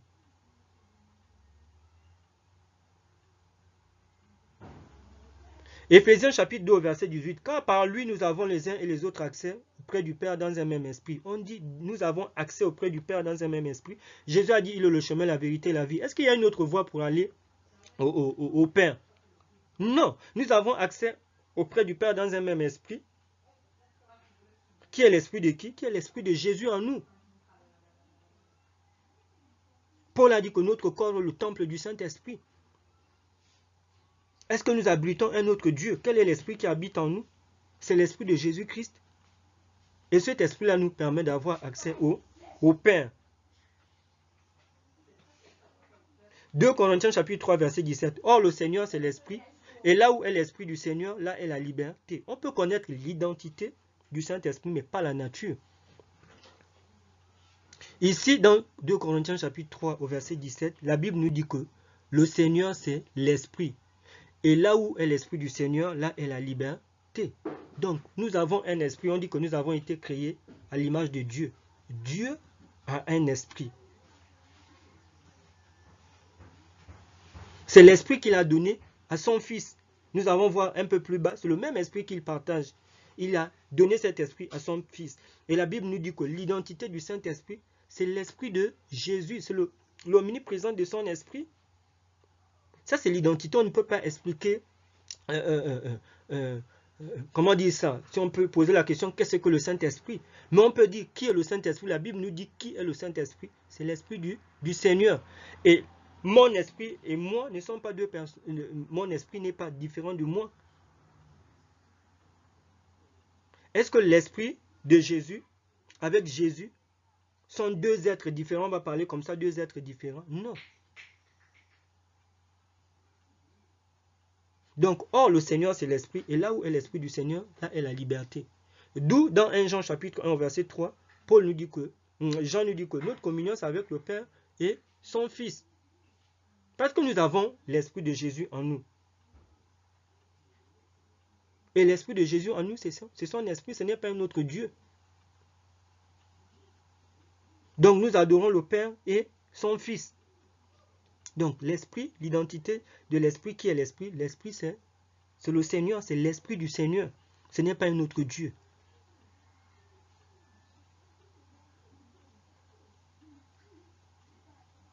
L'Esprit du Seigneur, c'est sa pensée, c'est sa présence, n'est-ce pas, comme vous voulez.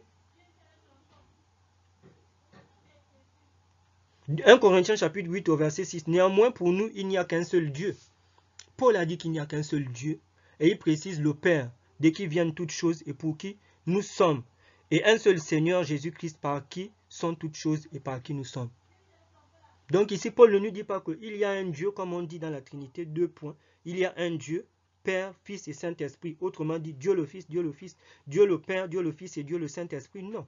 Paul nous dit qu'il y a un Dieu, le Père, qui a son Fils Jésus-Christ. Et l'Esprit, c'est l'Esprit de son Fils, qui est son Esprit qu'il a donné à son Fils, n'est-ce pas? Qu'il partage, que nous allons voir un peu plus bas. Parce qu'il y a des gens qui prennent certains chapitres de Paul comme si Paul se contredisait. Non, il faut tout lire. Ici, Paul nous dit qu'il n'y a qu'un seul Dieu, le Père, de qui viennent toutes choses et pour qui nous sommes, et un seul Seigneur, Jésus-Christ, par qui sont toutes choses et par qui nous sommes. Dieu a tout créé par lui. Ici, Jésus ne nous dit pas que non, il y a un mystère. La Trinité dit que non, c'est un mystère. Il faut croire par la foi. Non, la foi vient de ce qu'on entend. Ce qu'on entend vient de la parole de Dieu. Ici, Paul ne nous a pas dit que non, Dieu c'est un mystère. Comme dit la Trinité. Ici, Paul ne nous dit pas qu'il y a trois êtres. Il y a Dieu le Père, Dieu le Fils et Dieu le Saint-Esprit. Il y a ceux qui ont cette conception de la divinité. C'est le tritéisme. Il y a d'autres qui disent que non, c'est le Père, l'unitarisme. Il était le Père dans l'Ancien Testament, il est devenu le Fils dans le Nouveau Testament, après il est revenu, maintenant, au temps où nous sommes là, sous la forme du Saint-Esprit. Non. L'unitarisme, le tritéisme, la Trinité, n'explique pas la divinité selon la Bible. Il y a un Père qui a son Fils et l'Esprit est leur Esprit, ou bien l'Esprit de Christ. 2 Corinthiens chapitre 13 au verset 13. Que la grâce du Seigneur Jésus-Christ, l'amour de Dieu et la communication du Saint-Esprit soient avec vous. Ici, on a dit la grâce du Seigneur Jésus-Christ et l'amour de Dieu et la communication du Saint-Esprit. La communication, ça veut dire quoi? C'est comme Paul a dit ici dans Éphésiens 2 que nous avons accès auprès du Père dans un même esprit. Paul ne nous a pas dit ici, Paul ne se contredit pas. Dans 1 Corinthiens 8 au verset 6 et dans 2 Corinthiens chapitre 13, il dit qu'il y a un seul Dieu, le Père de qui sont toutes de qui viennent toutes choses et pour qui nous sommes, et un seul Seigneur Jésus-Christ. Et puis ici, maintenant la communication du Saint-Esprit, il faut dire que non, il faut prier le Saint-Esprit. Non, c'est un Dieu à part. Non.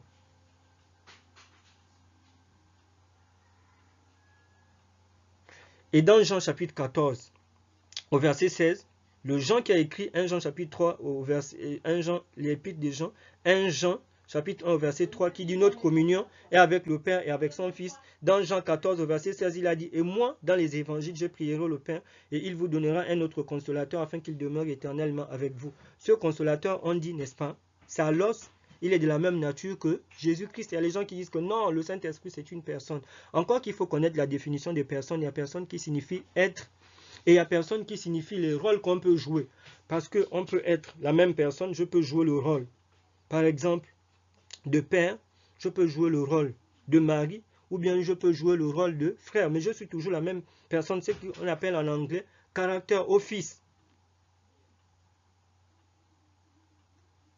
Ou un ministère. Donc, personne ne veut pas forcément dire, n'est-ce pas, un être à part entière. Il vous donnera un autre consolateur. Il y a des gens qui disent ici. Mais le même Jean aussi dit quoi? Jésus lui répondit, si quelqu'un m'aime, il gardera ma parole et mon Père l'aimera et nous viendrons à lui et nous ferons notre demeure chez lui. Comment est-ce que le Père et le Fils peuvent faire la demeure chez un chrétien?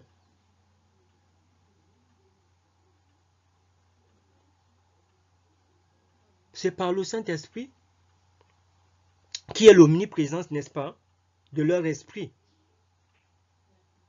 Donc ce n'est pas un autre Dieu à part l'omniprésence de leur esprit. Ne me demandez pas d'expliquer pourquoi est-ce que Dieu peut être partout, n'est-ce pas, par son esprit. C'est le Saint-Esprit qui est le représentant de Dieu sur la terre. C'est différent du panthéisme où les gens disent, n'est-ce pas, que Dieu lui-même, il est partout. Non, Dieu est un être. Dieu est une personne qui s'assoit sur un trône, comme nous allons le lire. Donc, il ne peut être partout que par son esprit. Quand on dit que Dieu lui-même, il est partout, il est présent, ça c'est maintenant du panthéisme. Romains chapitre 8 au verset 9, n'est-ce pas? Nous ferons notre demeure chez lui. Posez-vous la question, comment est-ce que le Père et le Fils peuvent faire la demeure chez nous les chrétiens? C'est par l'omniprésence de leur esprit qu'on appelle le Saint-Esprit. Romains 8, 9. Pour vous, vous ne vivez pas selon la chair, mais selon l'esprit. Si du moins l'Esprit de Dieu habite en vous, si quelqu'un n'a pas l'Esprit de Christ, il ne lui appartient pas. Donc, on voit ici que Paul interchange l'Esprit de Dieu, c'est l'Esprit de Christ. C'est ce que nous avons dit ici, qu'il partage, n'est-ce pas, le même Esprit. Celui qui a engendré son Fils, il lui a donné son Esprit. Donc, l'Esprit de Christ, c'est l'Esprit de Dieu, c'est le Saint-Esprit, ce consolateur dont Jean parle. Et voilà pourquoi Jean dit que notre communion, 1 Jean chapitre 1 verset 3, c'est avec le Père et son Fils Jésus-Christ. Le Saint-Esprit n'est pas, n'est-ce pas, un troisième être. C'est une personne, oui. Mais une personne, ça ne veut pas dire, n'est-ce pas, un être. On a dit c'est comme quelqu'un qui peut être un père, mais il joue un rôle dans sa profession. Il est reconnu dans sa profession. Il peut être un frère, il peut être un mari, mais c'est toujours la même personne. C'est ce qu'on appelle en anglais caractère office. Donc ici, l'Esprit de Christ et l'Esprit de Dieu, n'est-ce pas, ils partagent le même esprit. On le dit ici, là, c'est ce que Paul est en train de dire. L'Esprit de Christ n'est pas un Dieu à part, et l'Esprit de Dieu aussi un Dieu à part. Et dans le livre de Corinthiens, il dit que c'est l'Esprit de Dieu qui sonde les pensées de Dieu, comme l'Esprit de l'homme. Est-ce que l'Esprit de l'homme est une autre personne, n'est-ce pas, un autre être qui est différent de vous? Votre esprit, c'est un être qui est différent de vous. Tout comme l'Esprit de Dieu, c'est parce que les gens ne comprennent pas que Dieu est une personne. Quand on dit qu'il a un esprit, pour eux, c'est un Dieu, c'est un autre Dieu, non. Donc, Paul ici interchange l'Esprit de Dieu et l'Esprit de Christ, n'est-ce pas, c'est la même personne. Ils ont le même esprit, il ne lui appartient pas. Pour vous, vous ne vivez pas selon la chair, mais selon l'esprit. Si du moins, l'Esprit de Dieu habite en vous. Et si quelqu'un n'a pas l'Esprit de Christ, il ne lui appartient pas.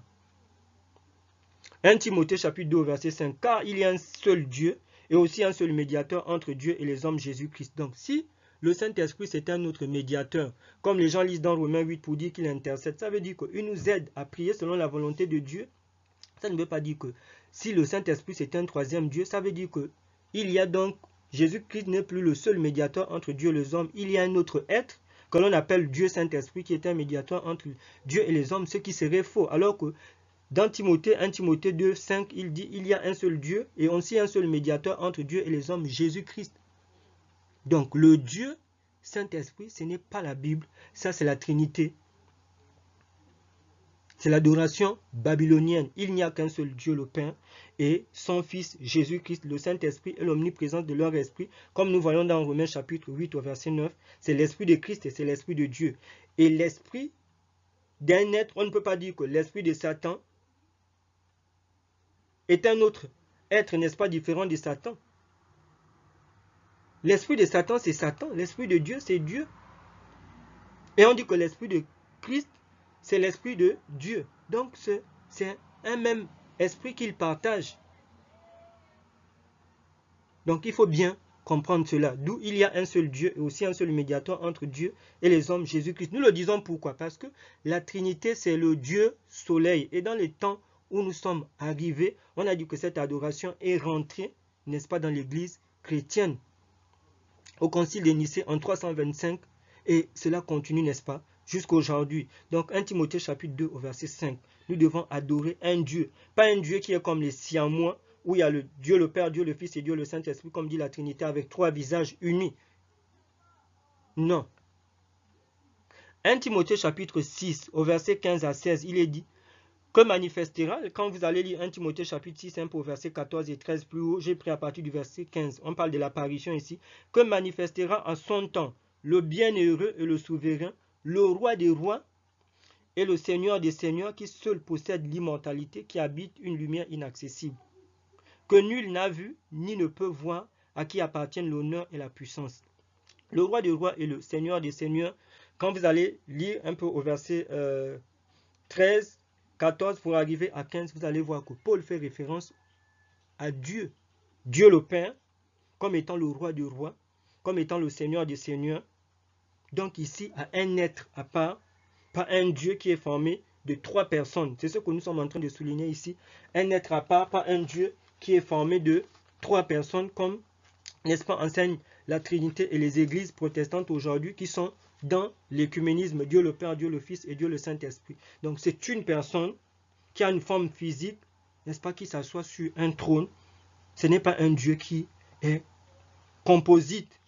Ça c'est philosophique, c'est là où il parle d'hypostase, n'est-ce pas, d'homoousion, homoousion, ainsi de suite. On a dit que ça c'est le Dieu philosophique, la Trinité. Et pour montrer que Dieu est une personne, nous allons lire aussi dans Daniel au chapitre 7 et au verset 9. Daniel dit, je regardais pendant que l'on plaçait des trônes. Daniel chapitre 7 au verset 9. Je regardais pendant que l'on plaçait des trônes. C'est pour dire que tous ces versets, n'est-ce pas, abattent, détruisent la Trinité. On peut ajouter bien d'autres sur la question de la divinité. Daniel chapitre 7 au verset 9. Je regardais pendant que l'on plaçait des trônes. Et l'ancien des jours s'assit. Son vêtement était blanc comme la neige. Donc l'ancien des jours ici fait référence à Dieu le Père. On a dit qu'il s'est assis. Alors que la Trinité dit que Dieu n'a pas de corps. Ça aussi, il faut le souligner. Il y a beaucoup de gens qui ne connaissent pas le corollaire de la Trinité. La Trinité dit que Dieu n'a pas de corps. Dieu est une essence qui est partout. Non, on nous dit ici que Dieu s'assoit, on plaçait des trônes et l'ancien des jours s'assit. Son vêtement était blanc comme la neige et les cheveux de sa tête étaient comme de la laine pure.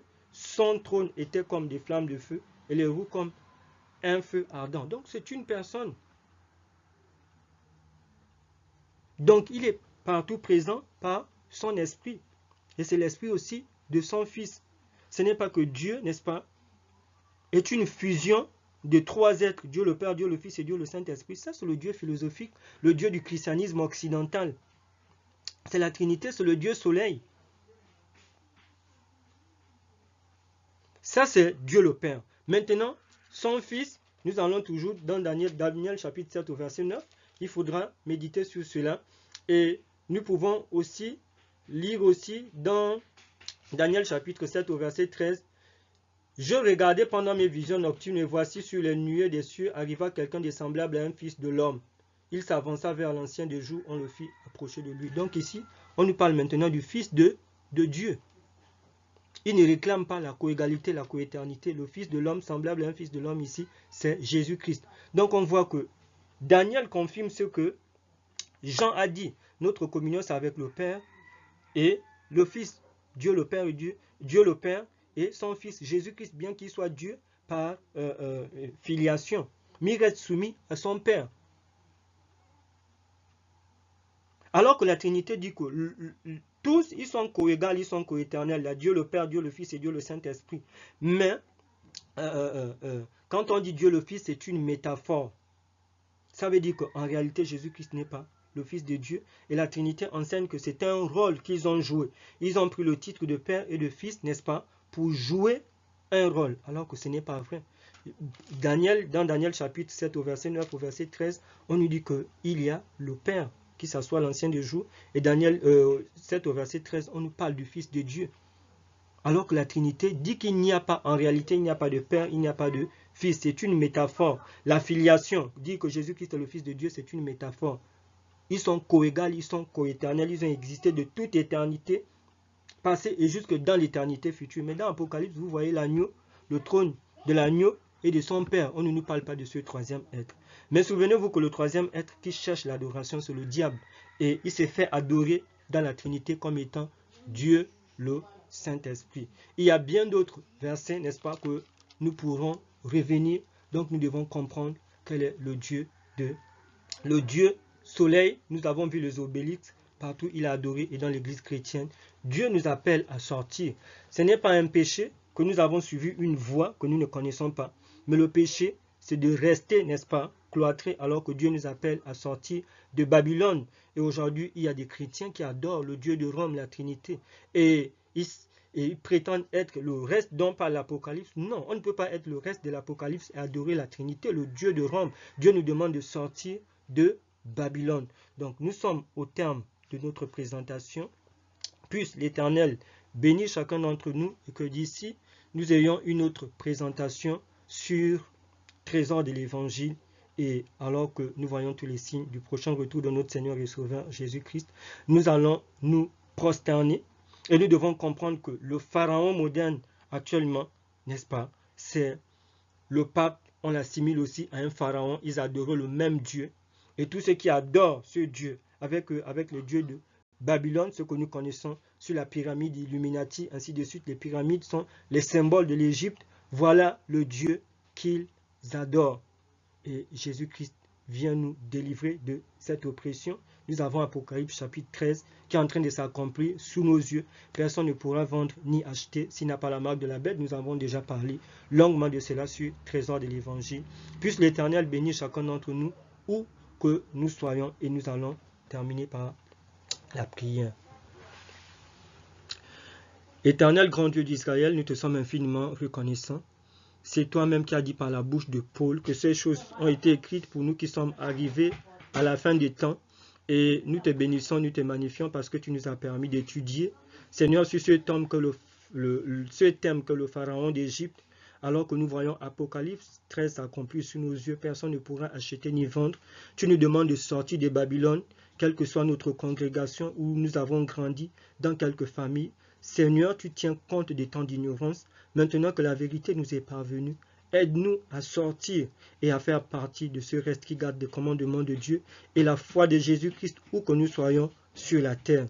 Donne béni, trésor de l'Évangile, et permets que ta lumière luise. Accorde, Seigneur, accorde-nous ton esprit pour que nous puissions comprendre, Papa, les séductions et les tromperies du diable. D'ici, Papa, garde-nous, protège-nous, donne glorifier et magnifier ton nom dans nos vies et dans nos familles. Accorde-nous ta protection divine par tes saints anges. En Jésus-Christ, nous t'avons prié avec le pardon de nos péchés. Amen.